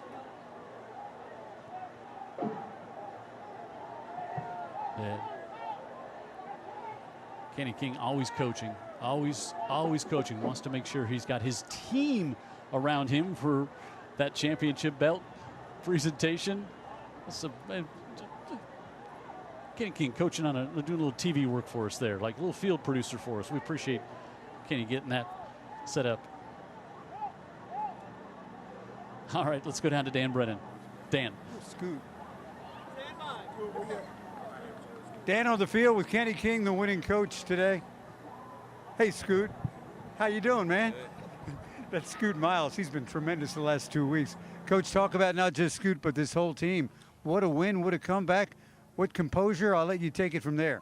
Man, first I want to give glory to God. With this team, we talked about it all summer. They came in and did everything we asked them to do. We wanted to get extra days, they got extra days. We say live harder, they live harder. We tell them what time to be there, they're there, ready to go. So we seen it all summer, seen it all fall. They came to work, and it's being proven on the field now. How about number 3? He played well. Man, we're excited about this guy. I think what I'm going to do, I'm going to turn it over to Ron from Dr. Pepper and get out of everybody's way. Yes, sir. On behalf of Coca-Cola and Dr. Pepper, we would like to present you with the Friday Night Rivals Trophy. Here you go, Coach.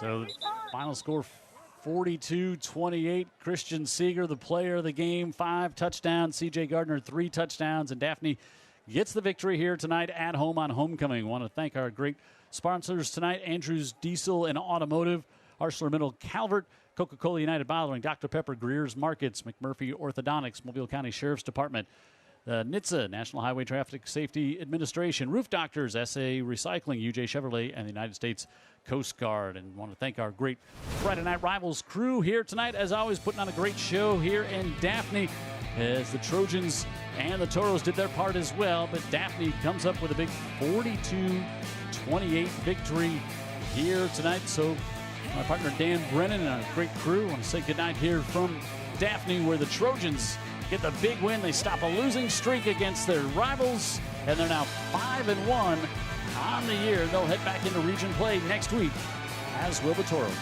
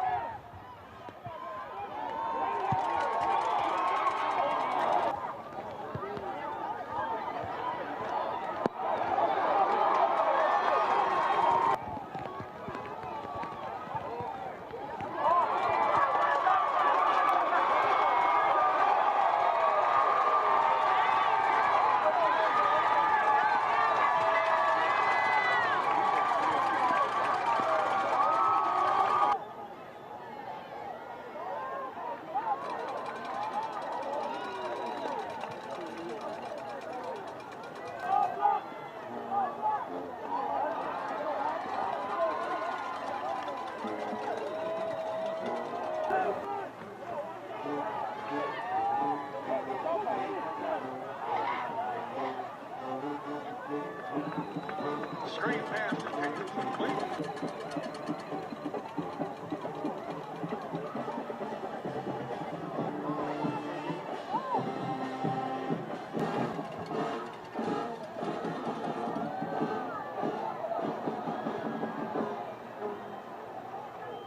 Big stop. Let's go! Let's go!